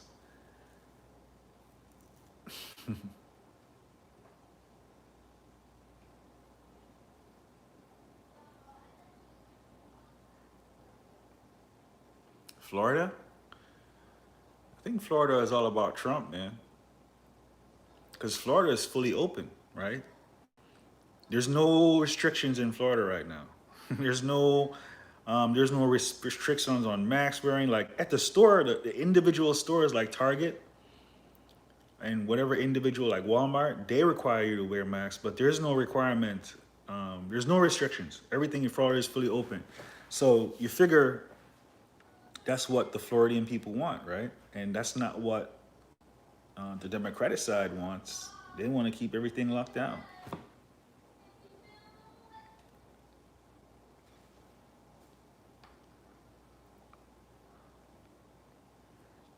What's cool is Florida is fully open from the government side, but you know, institutions are still taking precautions. Like my son is in homeschool, and it's the state who's doing that, right?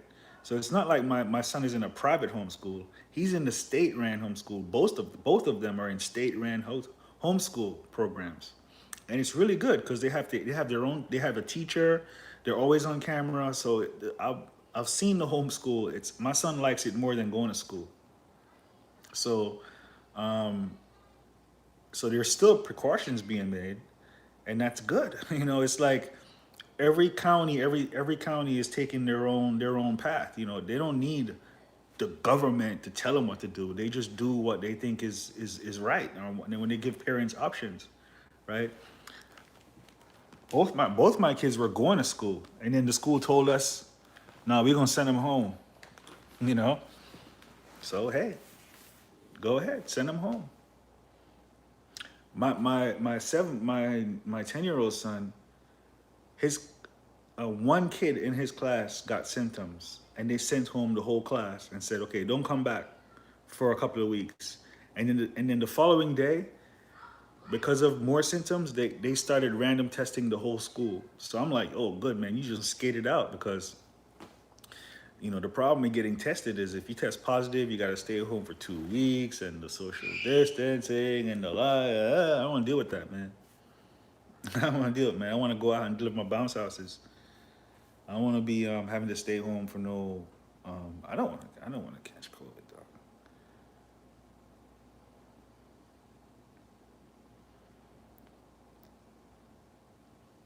I don't go nowhere. I go to the store. I go to the beach, but I don't go nowhere where there's people. And I never did. I don't like being in crowds anyway. So it's like,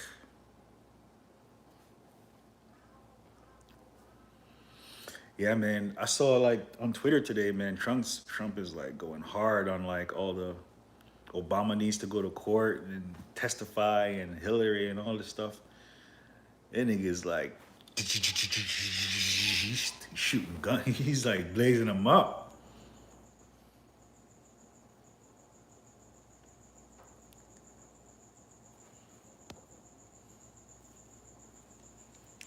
Yeah, I think most people do see it, man.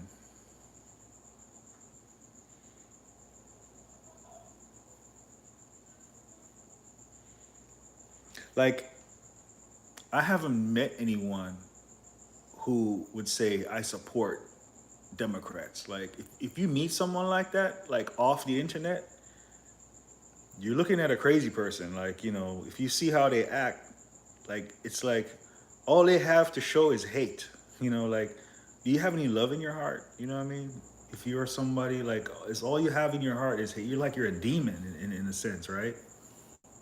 Because you have to be demonic in some kind of way to support the Dema. You know what I mean?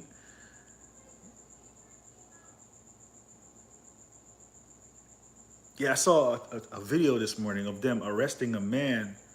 There was a group of people outside singing songs, singing church songs. They were having an outside church meeting. I think it was in New York.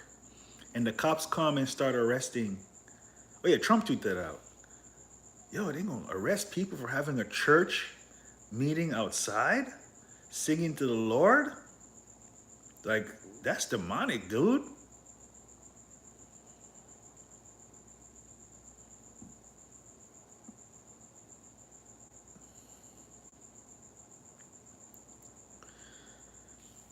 I don't need to make my own cryptocurrency because I'm not greedy. I'd rather go with the cryptocurrency that already exists and was made by someone who I think is good for the job, like Hex. Hex is a cryptocurrency that was created by someone who I think is good for that job. Ethereum was created by what's his name, Vitalik Buterin. He's a good man for that job. He did. I think he's a good person to create a cryptocurrency. I'll support that. So I'd rather just support someone who created a cryptocurrency or support the cryptocurrency created by someone who is good at that job rather than me who create my. What am I create my own for?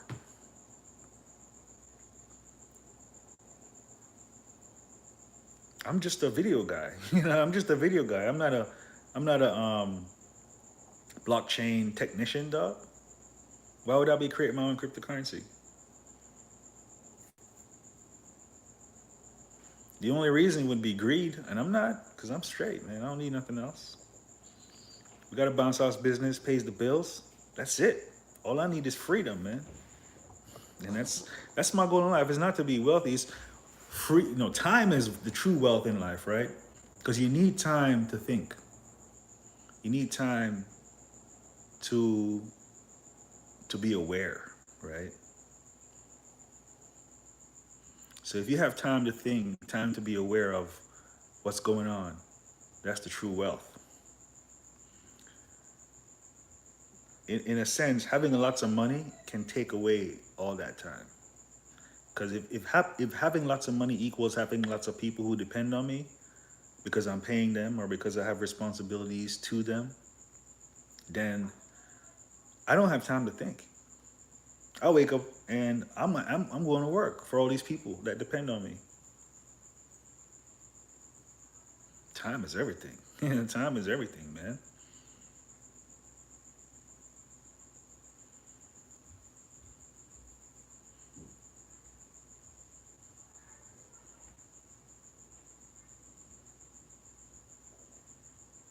Because time governs everything else, man. Everything in existence is governed by time.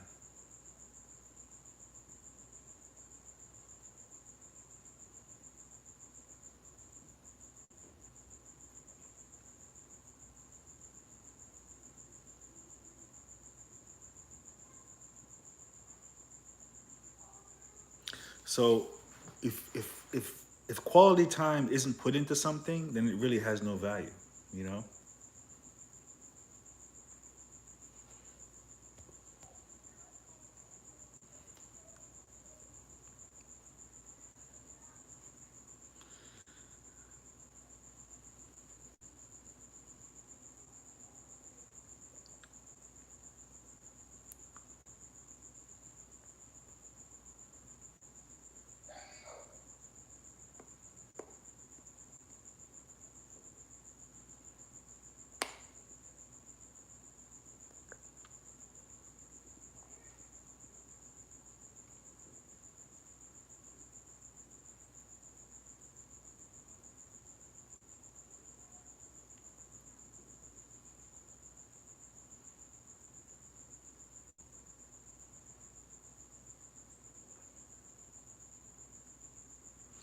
Yeah, crypto is beyond. You don't have to worry about. No, there's no need to worry about crypto anymore.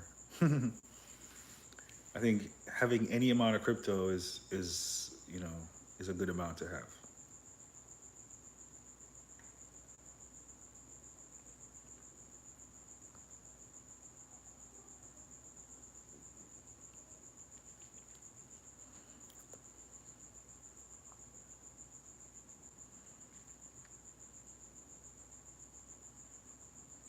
Yeah, so like, for instance, they have this thing right now called DeFi, right? And all the everything in DeFi depends on loans, borrowing and lending. That's what I see going on, right? Because like the biggest DeFi is like Compound and all that stuff. And it's based on I'm gonna use my crypto as like I give you Bitcoin and you lend me and I can pay it back over time with interest. That's the legit DeFi, right?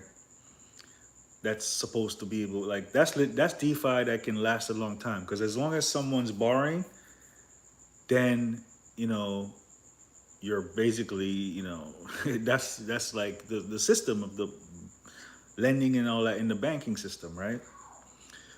But I don't think that borrowing and lending, I don't know, man, because I do it myself. But see, I don't pay interest though. Yeah, I'm taking advantage of the system because yeah, I want to sit here and say I don't really support borrowing and lending, but really there's a lot that depends on it. But hey, Hex is not something that deals with borrowing and lending, right? So I'm not gonna say borrowing and lending is bad. It is, but it's necessary, I guess, to give money more value, right? But to be involved in something that can still work without it, without borrowing and lending, yeah, I mean, that's revolutionary.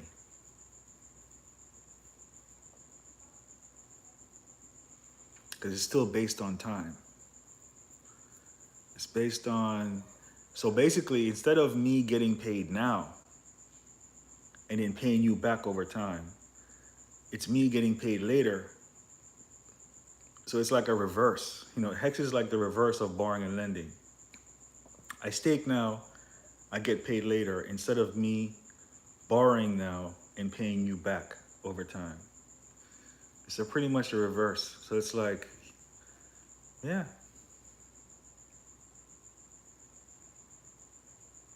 it's like that movie where he was born old and he gets younger over time.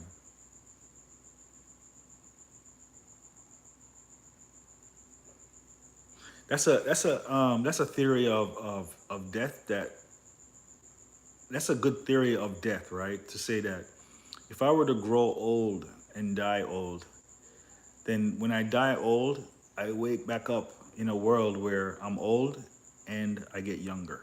I get younger.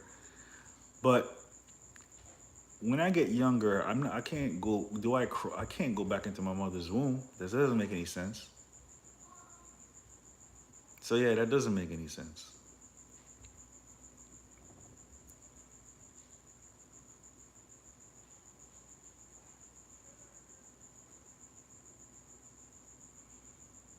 That doesn't make any sense.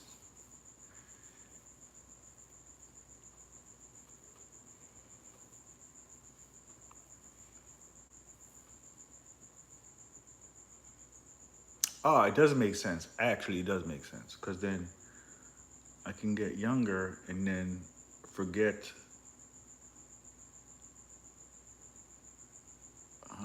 Memories would work the opposite. So as I got younger, I would have no memory of being old. Wow, that's crazy. So it would be that I remember everything from being young, but as I got younger, my memories of being old would be erased, right? Because that's the reverse of that. So instead of building memories, I would remove memories as I got younger. It's wild. It's wild. Benjamin Button, right? But they messed up because, when you get younger, you're supposed to forget, not remember.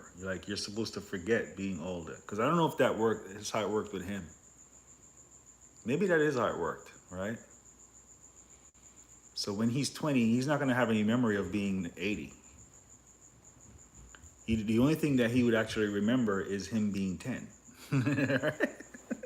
So he would know his future, but he wouldn't be aware of his past. Just like when I'm getting older, I have no awareness of my future, but I remember my past.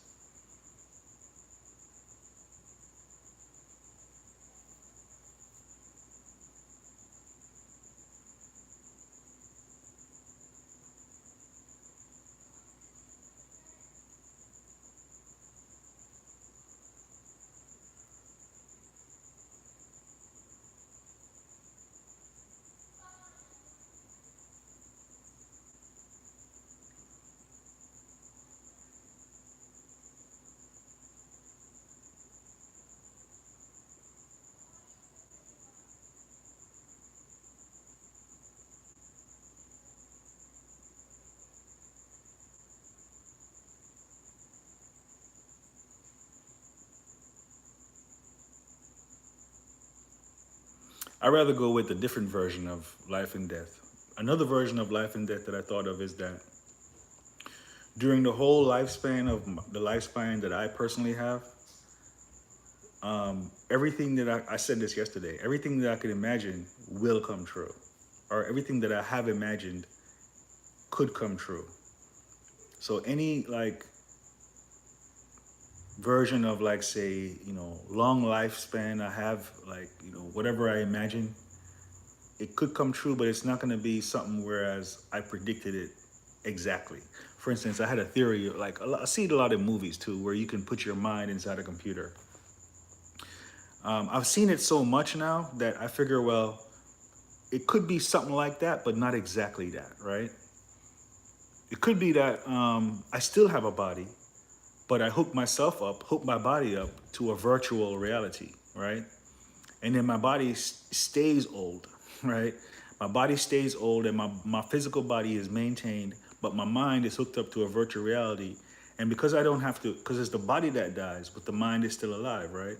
So because the body is worn out, I can be in some kind of stasis, say where my body is prolonged the extra 200 years of keeping my body functioning in a very limited capacity. And then my mind is hooked up to a virtual reality where inside this virtual reality, I could have the perception of living eternally, right? Because time doesn't matter in a virtual reality. I saw a news report, or an article the other day, where scientists came up with a way, right? This is fucking terrifying too. Scientists came up with a way that prisoners, and I didn't look to see if it was for real, but I thought, yeah, I think that's possible. Prisoners could get sentenced to 100 years and be locked up for 10 minutes, but they get hooked up to a machine that makes them think they've been locked up for 100 years. I think that's something that's likely to be possible, whereas I could be hooked up to a virtual reality where I'm Superman. I can do superhero things in this virtual reality and have the perception that I'm in there, and there's no perception of time, because I've already lived in a reality in this body where I didn't have any perception of time, right? I'm just living each day, and I don't care what day it is. I don't care what time it is. And I did that intentionally as an experiment, whereas I put myself in the mountains, whereas I don't know if it's Monday, Tuesday, Wednesday. I don't know what day it is. I'm not using a watch. I don't know what time it is. All I know is that the sun rises, the sun sets. I know the cycle of the moon. But after a while, the sunrise and sunset gets messed up because then I don't have a sleep schedule. So there could be days when the sun is out for a really long time, and then days where the moon is out for a really long time because I don't have a watch. I don't have a clock. I don't know what day it is. I'm just experiencing the sun and moon, and there's no real perception of time. I'm not on any type of schedule. And so time becomes irrelevant. And I've actually experienced that in this body, you know.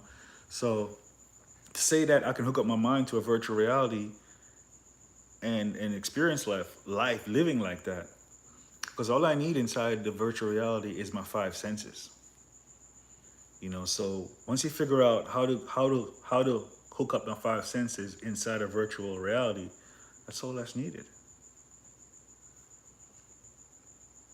And is that possible within my lifetime? I think so.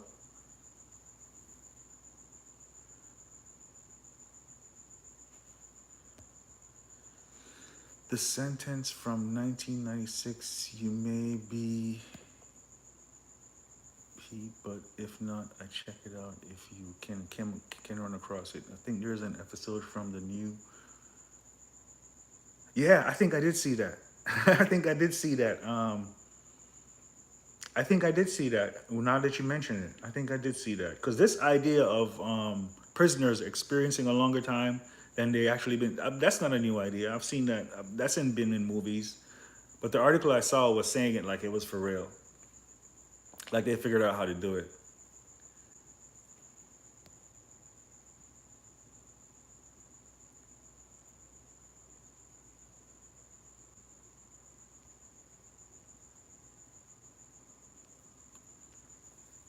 Yeah. You say like soul is attached to memory, right? So like my soul is like what how I define my soul is my emotional state of being as it relates to my memories, right? And so my memories come from my experience of, you know, and so, but the less, you know, I don't really, I mean, I have memories, but I'm not always thinking about my memories, you know? I think I've had enough experience to know the right thing, like the right emotion. Like I know the right emotion to have is joy. The right emotion to have is being content, being satisfied. It's kind of like going with the flow. So this idea of going with the flow, once you get that, then that's like a free soul, you know, going with the flow, because you're not being dragged down by memories. You're not dragged down by emotions. You're just going with the flow. And so that's a soul that has no age. You know, it's like a unlimited soul in a sense, because you're just flowing. So all you have from with flowing now is just your five senses, and then my ability to communicate. Um,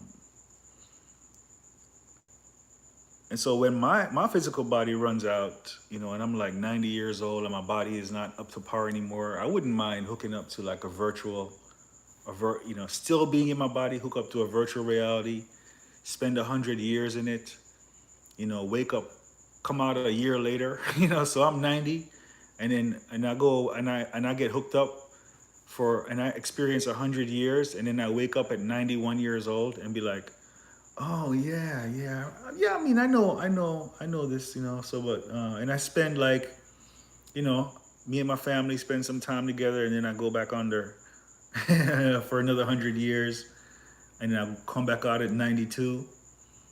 That would be dope, son. And then like any one of my family members can come visit me too inside this virtual reality. So like my kids can come inside the virtual reality and visit me in there. Yeah, dope. Feeling that. And is that possible within my lifetime? Hell yeah.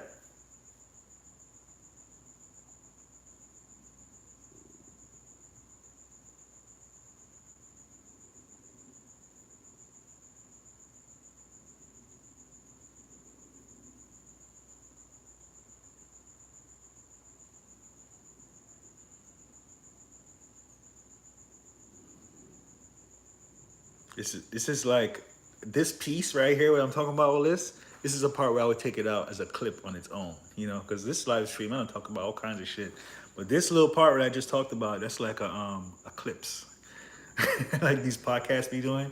They take out these little clips. I would take this out as a clip.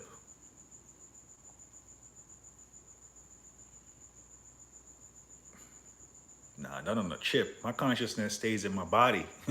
I wouldn't. That's what I'm saying. I don't like this idea of putting myself in a chip or in a computer. I want to stay inside my body and then hook up to the computer.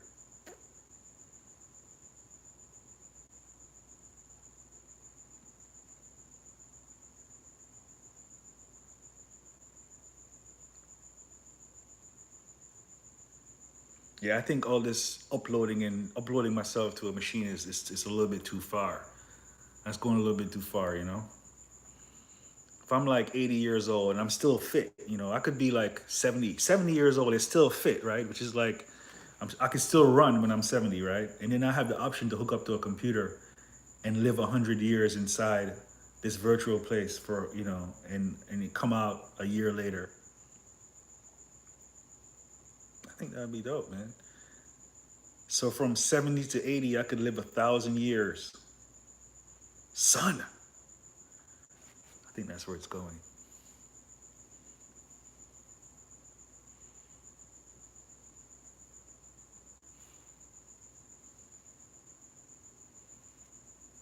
What about my conscience? What's a conscience? You know what I mean? I don't have a conscience per se. I'm awareness. I have awareness. I'm aware of now, right? Like you can call it whatever, but I just call it aware. I'm aware of now. I don't, you know, you can call it soul, you can call it conscious, you can, but I just say, I don't want to call it a thing. I want to call it, I give it a name of an experience, right? So I'm aware. So that is what I'm doing, right? To say that I have a brain or a mind or well, to say I'm conscious, which is like saying I'm awake, right? So I'm conscious is, but I like aware because, you know, I'm conscious also includes past and future, right? But because that's like saying I'm conscious, I've been here all this time. But when I say that I'm aware, you know, I'm just here right now, right? So I'm aware replaces soul, replaces spirit, replaces conscious, replaces all that other stuff, and simply say I'm aware. And I just want to stay aware for as long as I can be aware. 100, 1,000 years. And then, you know, if I'm gonna be that long, it's not gonna be count. You're not gonna count years anymore. See, what the thing is, you got to get beyond counting years, right? And just experience time with no limit. So it's not about how many days. The only time I would say, let me tell you where the limit counts. In a virtual reality, it doesn't matter the amount of time. The only reason it matters is when you have a physical body and your physical body is limited, right? So my body is limited to 100 years, right?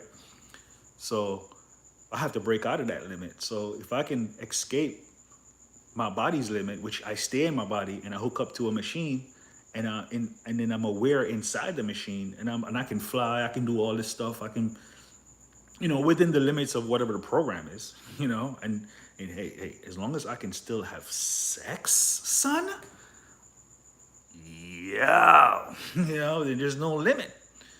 I do all types of experimentations.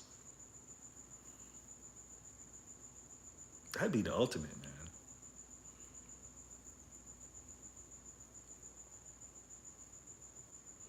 Nah, 200 is too much. I think 100 is probably the limit. You know, the whole point is that I accept the 100-year limit for the body. I accept that, and I'm not trying to extend that.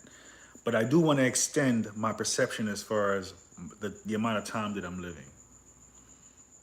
So, for instance, I could wake up in a virtual reality, and I wake up in a 6 year old body, right? And then so this 6 year old body grows to like 60 years old or 70 years old, whatever amount that I want to grow to. And so it grows at that pace. It takes 70 years for this 6 year old body to get from 6 to 70, right? However, while I'm experiencing that, I'm not tracking the time. I'm not looking at, oh, this is year number this. I'm not celebrating birthdays. I don't have a watch. I'm just growing at that pace, and I'm experiencing life at that pace. I'm getting older, but I'm not keeping track of it. Because when I get to 70, I'm gonna wake up and I'm gonna be 70 in this body. I'm like, okay, so how long I've been under? Well, I've been under for a year. So now I'm 71 years old. I spend about a week, you know, experiencing this body, and then I go back under again for another. And I wake up in a 6 year old body. What? What? You know what I mean? Experience it all over again. And while I'm in it, it's like I'm living for 70 years or whatever amount of time, 50 years, 60 years. I think that's the lick. I think that's where it's going, man. I like that version more than, I think that's a more realistic version of a long lifespan than anything else that I've ever heard anyone say.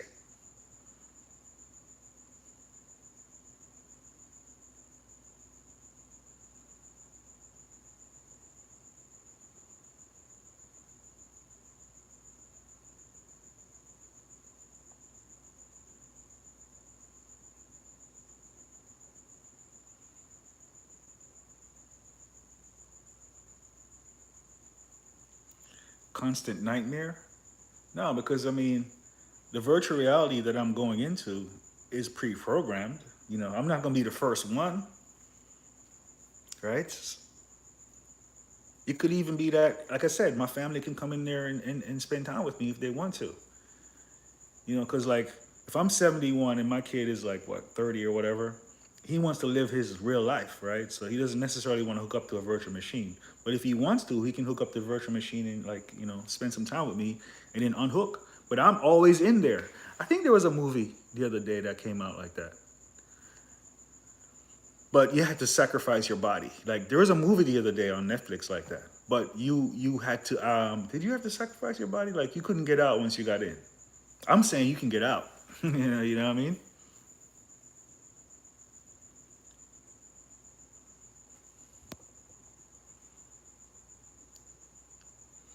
Yeah, but if it gets broken out, just come out.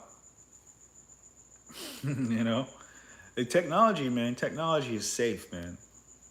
Technology is not like computer technology is pretty safe, man. It's just like video games don't break, you know?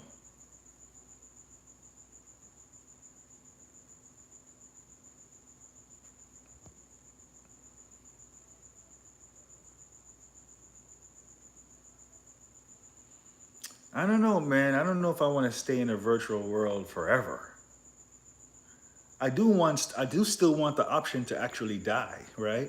So when you say put me in a virtual world forever, like I still want to, you know, like this idea that this body is going to physically die one day and then whatever is going to happen after that, but I don't know what it is. I still want that option, man. You know, but so I would prefer to say from age 70 to age 100, I can exist for 3,000 years in a virtual reality. But at a certain point, I am gonna want to like give up and say, okay, I want to go out naturally, right? Natural death, because there could be something to it that I'm gonna miss out on because I have this virtual thing going on. So I definitely, I mean, I don't want to never have the option of natural death, whereas my natural body goes away, and if there's a spirit, there's a soul or whatever, if there's something gonna happen after that, I want to still have the option of that. But being able to live 3,000 years before that happens, hey, do it all, man. Do everything, and then go and then move on.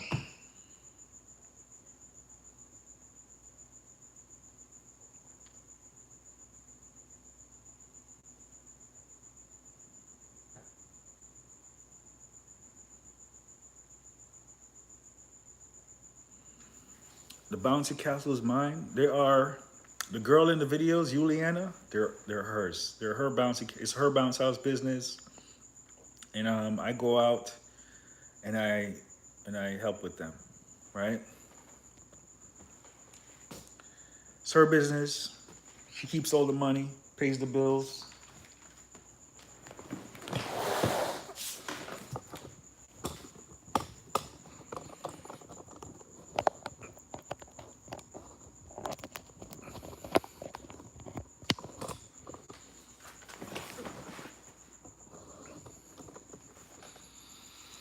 And I just do the physical part and all that. It feels good, man, to work. I wouldn't even call it work. I call it doing my part. You know, doing my part because I don't think of it as work because I'm not getting paid. You know, and I wouldn't want to get paid. I think of it as, you know, what am I doing with in this life?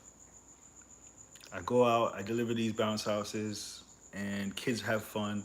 I have perceptions, you know. I think of it as like, you know, every time I deliver a water slide or a bounce house, kids are having fun. They're screaming. They're having fun. That's positive energy, you know, that I'm delivering, that I'm involved with, right? So, because I'm a quote unquote spiritual person. So I think about the more positive energy that I can be involved with is the better it is for me. And so because I'm not attaching, I mean, sure, the money's attached, but it's not really attached to me because it's her business and she pays the bills. So my attachment is the physical activity of doing it. And then I can use now the perception that, oh, these kids having fun is energy that um, it's like a ball of light that surrounds me and protects me from evil, you know, that kind of thing. And I can fly with it.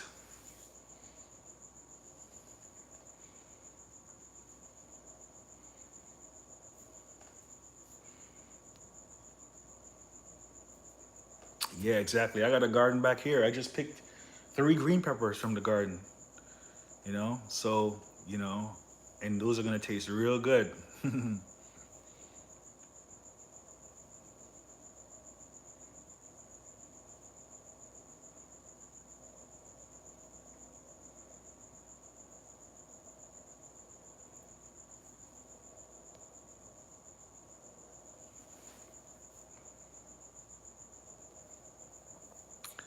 Do I have them near me now? They're all in the garage.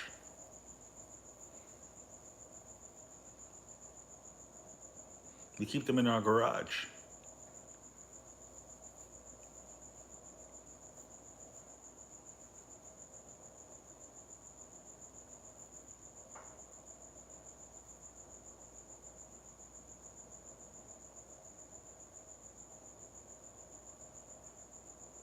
Um, 6 of them are water slides. No,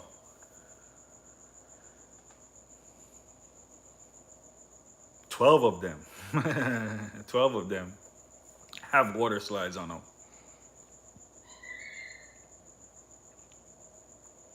It's Florida, man. It's hot.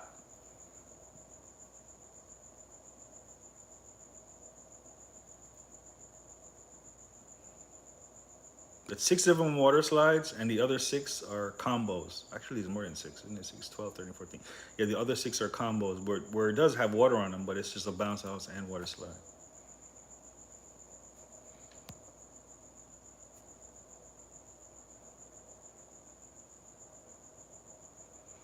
In the winter, we deliver in the winter we have 14 units, right? In the winter, 6 of them are not going to get rented because they're only water slides. It's rare. Sometimes once in a while they get rented, but it's rare. So winter is slow.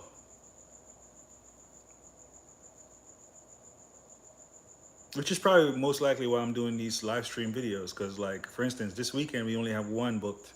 We might end up with 3 or 4, but right now it's only 1. So I'm putting in some energy, you know, by just turning on the camera and talking to the camera.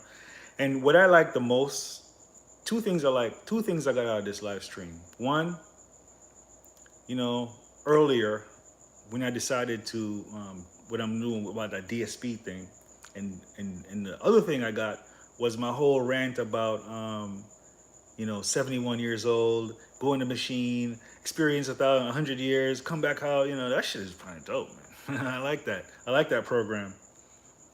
Like, movies are gonna have to do better because, like, whenever I imagine or come up with a concept, then my external reality has to beat that or come close to it. And what I just came up with, man, they're gonna have to up that. Netflix gonna have to upgrade.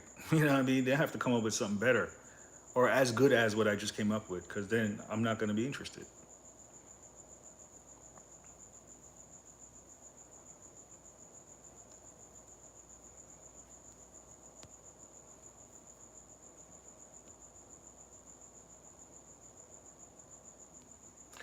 Yeah, there's not gonna be a new Hex because Richard Hart. You know what I mean?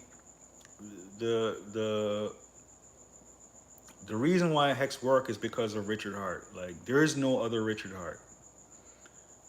There can never be another Richard Hart. Because just because of where he came from. Like, if you watch his videos, I used to watch his videos when he talked about Bitcoin. And so, him being who he is and how much passion how passionate he is about what he's doing and his history, You know, it's funny because he has a similar history to mine, whereas he says he retired in 2002 from internet marketing. And that's the same thing with me. Like, I retired in like 2001. Actually, I retired in 1999 because I figure whenever I worked my last job where I was getting paid by the hour was in 1999. And since 1999, December 1999, I've been getting paid from the internet. So my true retirement is 1999, and he says he retired. Richard Hart says he retired in 2002, which means when you say you're retired, it means you don't work for anyone anymore. You have the option to just live and be free, right? I had that option in about 2001, and I didn't really take advantage of the option until the Iraq War started. You know, when the Iraq War started, and I moved to Jamaica, that's when I really retired. Because then I'm like, I cut off everyone. I'm not involved with anyone anymore.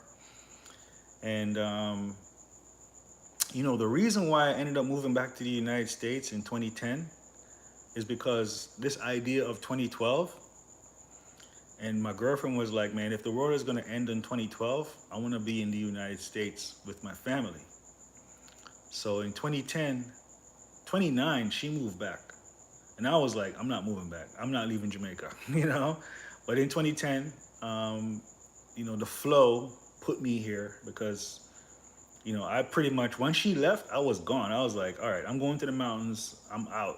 Like, electricity got turned off. I just started going into the mountains, like, disappear. And so my family, like, took me from there and put me in America. And I just went with it. I didn't fight back or anything. I was just, all right, I'm just going to, y'all want me to leave? Y'all, I'll just go, you know? And so I came here and I've been here since then. But I'm still free though. You know what I mean? I'm still me.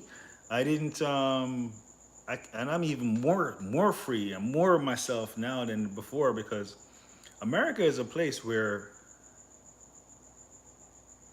everybody is like, you know, they're on the grind. You know what I mean? So it's like where I'm from, everybody's free. Almost everybody is free. Like it's like if I'm gonna run into someone else, most likely that person is on the same level as me. Here? Nah. Nah.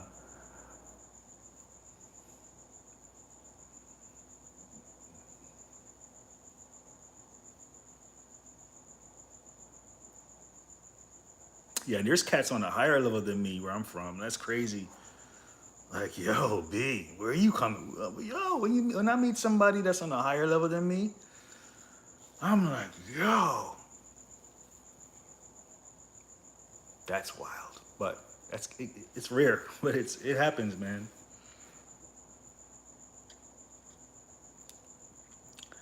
I think someone who's on a higher level is because they have their own world, and they are a king in their own world, and they don't have any information about any world that I have. And the more they're a king in their own world, and none of the information that they have about their world overlaps the information that I have about my world, then that person could be on a higher level than me because they're in their own world on their own level, right? So their level of confidence is a lot brighter because they have their own story that they're experiencing. And so I can run into someone like that. And because my story that I'm experiencing isn't as high as their story that they're experiencing in their own world, they're on a higher level than me. And it's kind of amazing, man.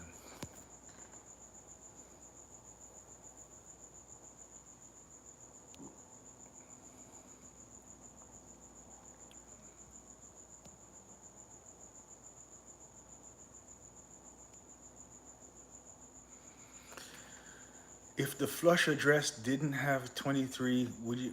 You know, listen, Hex. The reason I got into Hex is because of watching Richard Hart, man. And I think I'm fortunate because I have the time to sit there and watch him for hours, you know. And so before Hex launched, right, I probably watched like 100 hours of Richard Hart talking about Hex before it launched, right? So I had that frame of reference. Whereas when you see influencers out there saying things about Hex, it's because they don't have that frame of reference. You know, they're saying bad things, they're scared of it, they're Richard Hart this, Richard Hart that. But I had the time to sit there and watch him, you know, for a long time. And like based on that whole experience of me doing that, I was super confident about Hex. And I still am, you know, and I'm now, listen, man, I don't see any reason for me not to be, right? So I pity the fool who didn't have the time to do to DYOR, you know, which it does take a lot of time because you have to watch a lot of Richard Hart to pick out the right pieces to say, okay, yo, this is on point.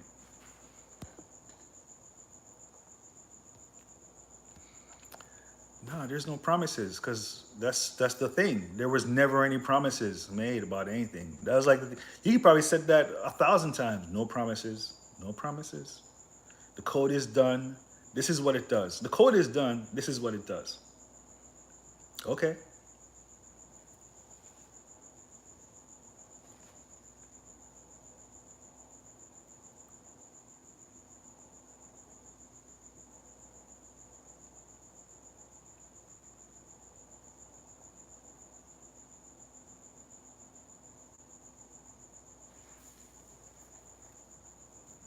Well, they had a date for it to launch. There was nothing interfering with that date.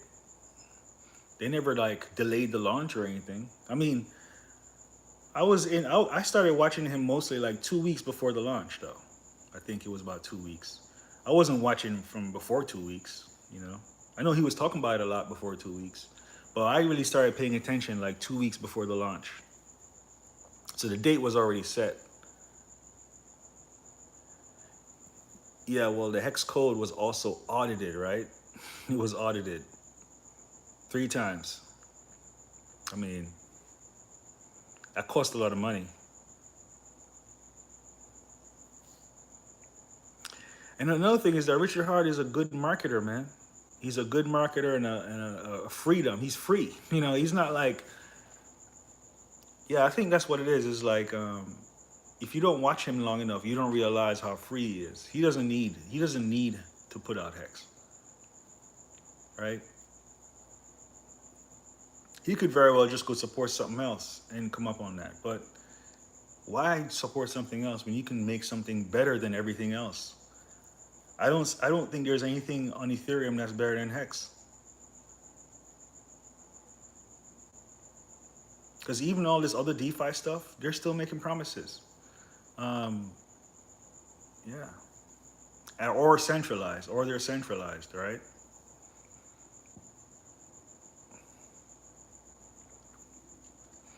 Like all these contracts, like that deal with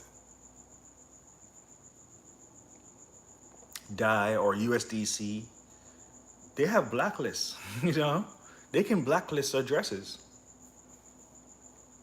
Uni was better than Hex.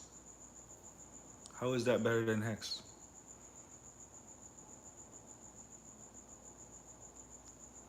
A one-time payment of $2,000, is that better than Hex? I don't get that.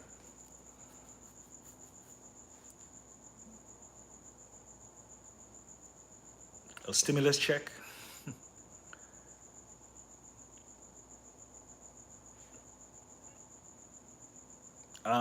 No, I don't think Hex can blacklist. At least I've never put it this way. If Hex could blacklist, um, Tokenair would not have made a contract because the developer of Tokenair, he doesn't build on anything that can blacklist.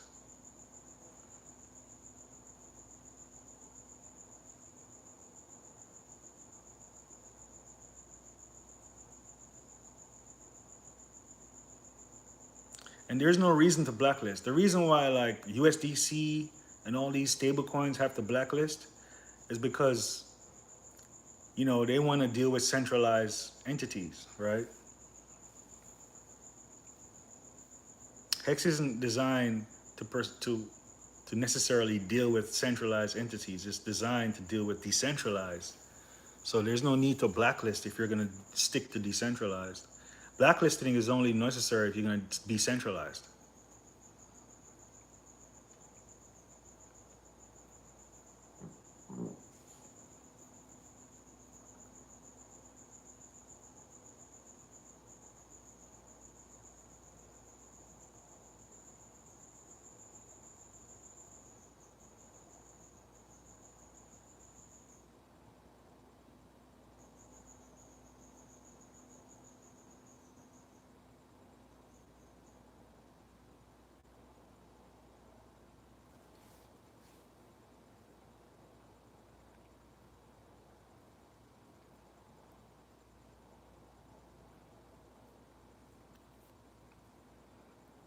Yo, Hex got a lot going for it, man. I see like there was a video the other day of a actor, a actor that works. He had a show come out on Fox, um, and he was wearing a Hex T-shirt. He's in a Fox show.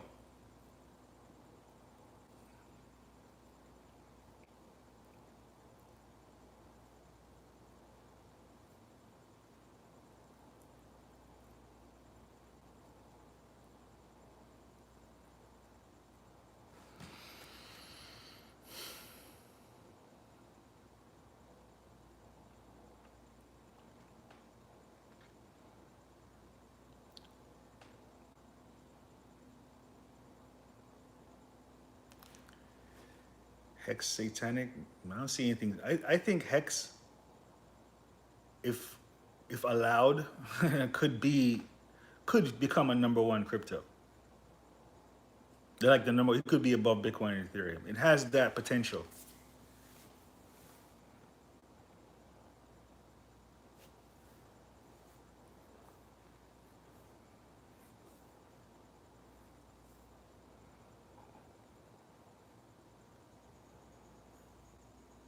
But I think before that happens, somebody with a good reputation could launch another Hex. But they have to have a really good reputation, to be able to do it.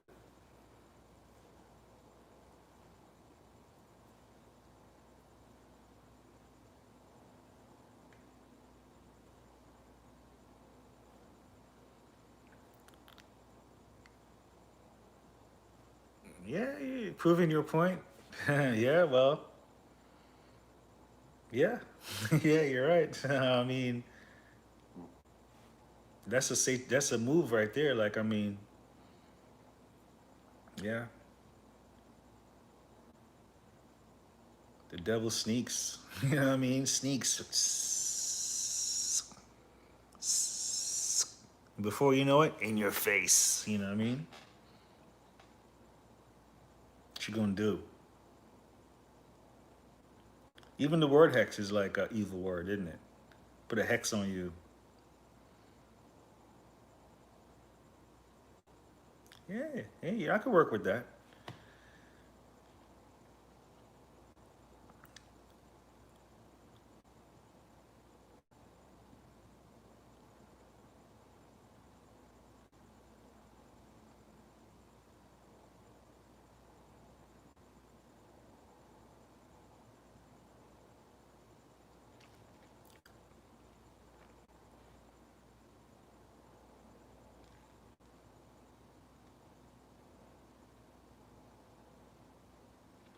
Yeah, hex is like number 20 right now. If hex does like a 3x in price, it would be in the top five.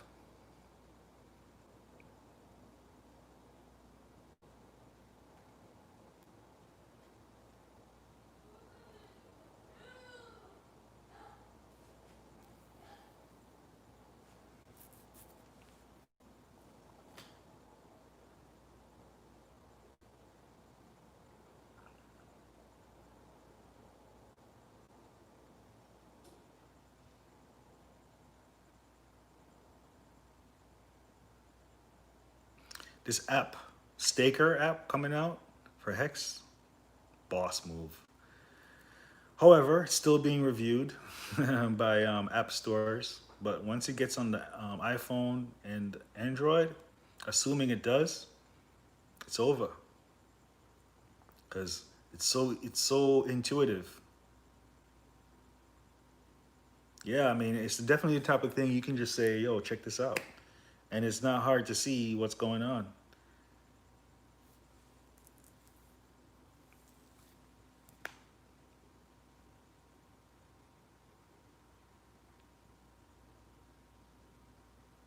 Advertising on Facebook, yeah, get away with that, man.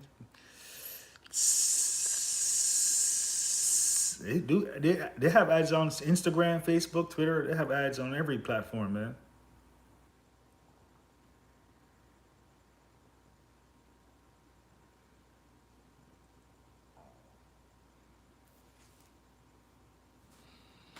Yeah, I mean, when you think about it, everything already works. All there is left to do is advertise and word of mouth.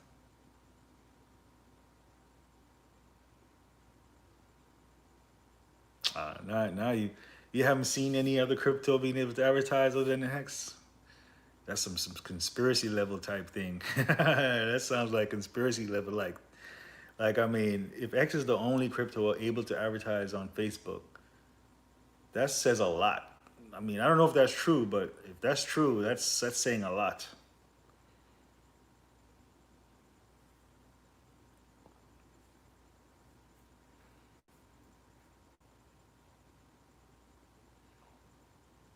There's hardly any good cryptos though that like is there's you have to be good to advertise, right? You have to have something real. You can't advertise promises and stuff.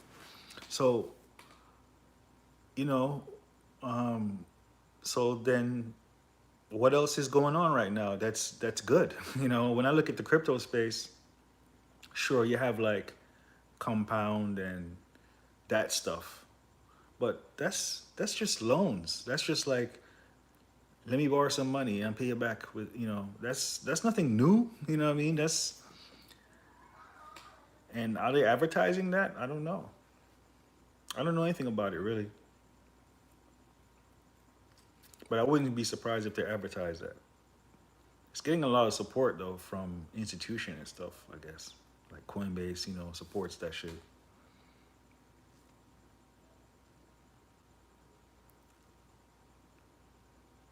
But Coinbase got kicked off the App Store for supporting that.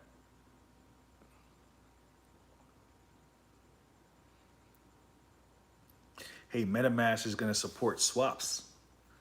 So now, it will be even easier to get Hex, because you can buy crypto with MetaMask and you could swap it with MetaMask, the app on the cell phone. Compound not advertising.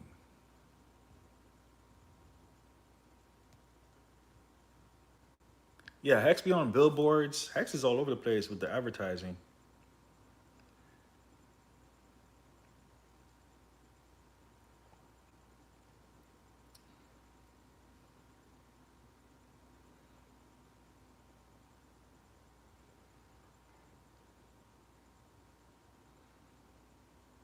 And that will continue. As long as the value of Hex goes up, the advertising will continue.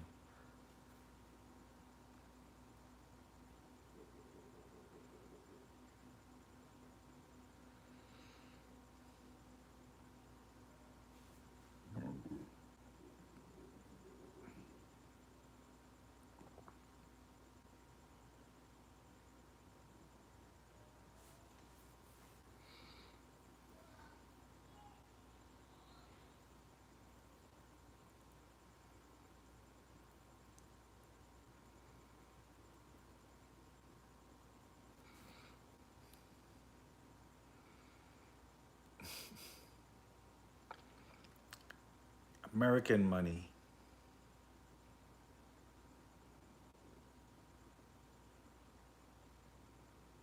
Nigga trying to bring out the devil in me. You trying to bring out the devil in me? Hmm? I'm nobody. I'm nothing.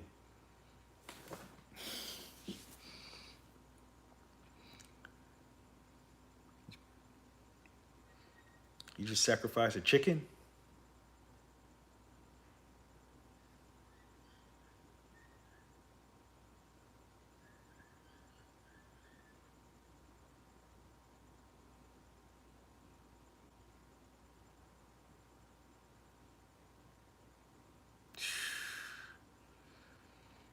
Anything that has the devil energy can't be stopped, man. I don't think it's not time for that. I think it can do what it do without putting that in it. Because you put that in it, man, anyone who's against it is gonna fall fast. Like they're gonna burn. You know what I mean? So like, for instance, if you're if I start saying, yeah, Hex is the devil's money, like certain things are just gonna fall real fast. Like for instance, Binance, Coin Market Cap, they're gonna hit a wall. You know, they're gonna be like, because that stuff been anti-hex, you know. But the best thing is just to chill, keep it chill. Don't start no fires. You know what I mean?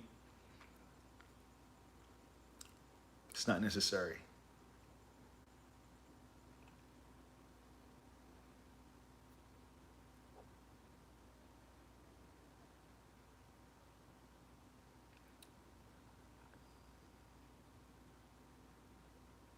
Oh yeah, Binance will fall because it's not American. You know, I'm anti.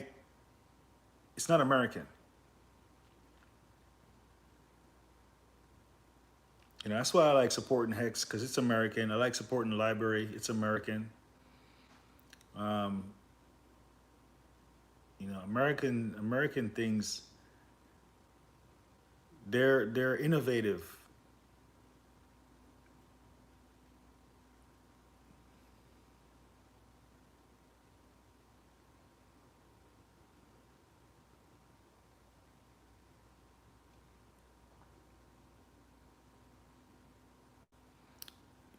Yeah, I mean, when you think about what Asian, I don't want to be like a. I'm not a like a anti-race. I'm not a. You know, I'm. All right. Let's see. Just to not sound racist though, but when I think about like Binance, what did Binance do? They copied American technology and made an exchange. You know, Poloniex. When I started trading, the only exchanges that were reputable was Poloniex and Bittrex. And Bittrex I know is American, and I based on my communication with Poloniex, you know, because I used to talk to their support. I'm gonna say Poloniex was American. Um, there was also like Bitfinex, which is American, as far as I remember, was American. So as far as cryptocurrency exchanges, that is an American technology. And so Binance comes along, copies American technology, and then, you know, Tron, the same thing, they copy American technology, and then, you know, so they're not innovative, they're just copy paste. And that's okay for short term gains, but in the long run, it's best to stay with the innovation and it's best to stick with the innovators, right? So, Hex, an American innovation, right now is, you know, is well, it's being copied on Tron, but it's being done by Americans who are innovating it. You know what I mean? They are changing it to a certain point. Um, Library is all American. Oh, my battery's dead.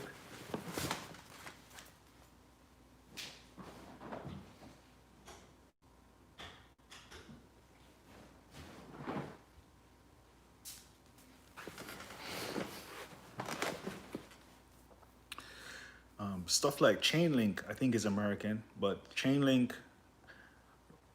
looks good, but I don't understand. I don't get it. I don't under. It's too complicated for me, you know.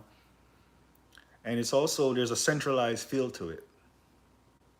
Like Richard Hart says, Chainlink is centralized to a couple of guys who run oracles, you know. Because so he says that, which I don't know, but I'm gonna go with what he says that it's centralized to the oracles. Like they can pull the plug on the oracles, and so that makes it centralized.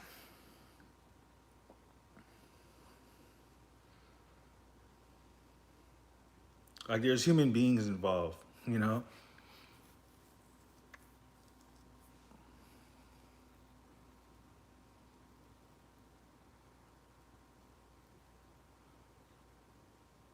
Yeah, like the contracts that I'm in, for instance, Ethereum stable contract.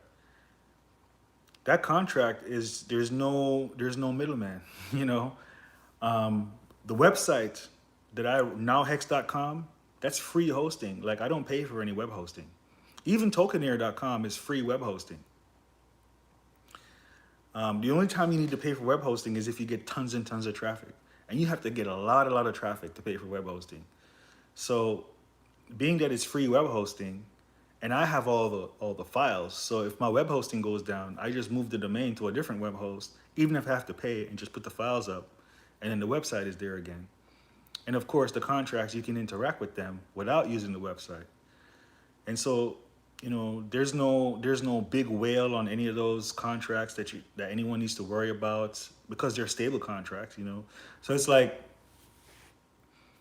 man, I'm into stuff that is like so good because it's so decentralized. And I feel like I'm like always a step ahead, because I'm not in a position to where I have to be worried about some human being creating problems.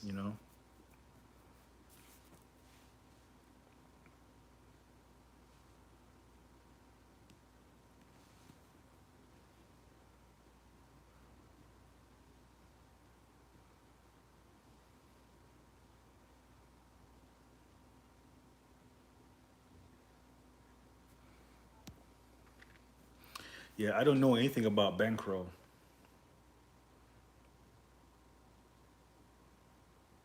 because I'm not really into Tron. You know, I just I just got into Tron like a couple of weeks ago after not being in it the whole entire year. Nah, I'm not gonna look into it because I don't trust bankroll.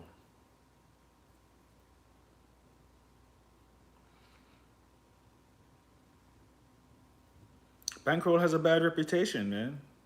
In my world, in the conversations that I've seen. So why am I gonna mess with that? I'm not gonna. Like it's like you must like abuse. Like when I think about somebody, there's women who get beat up by their husband and they still stay with him.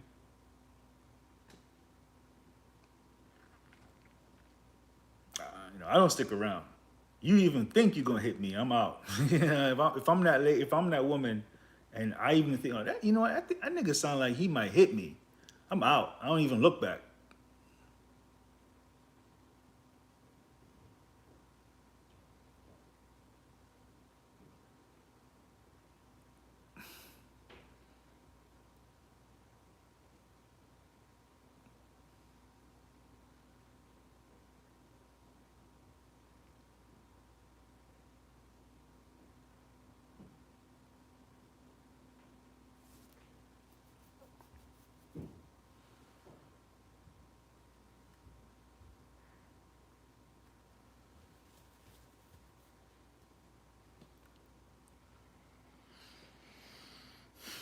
About to go for a walk, yo. 6:41. I'm supposed to be cooking right now.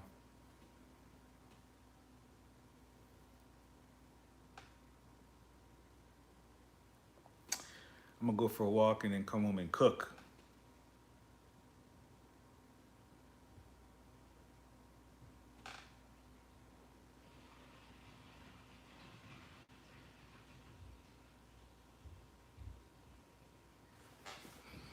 Until next time.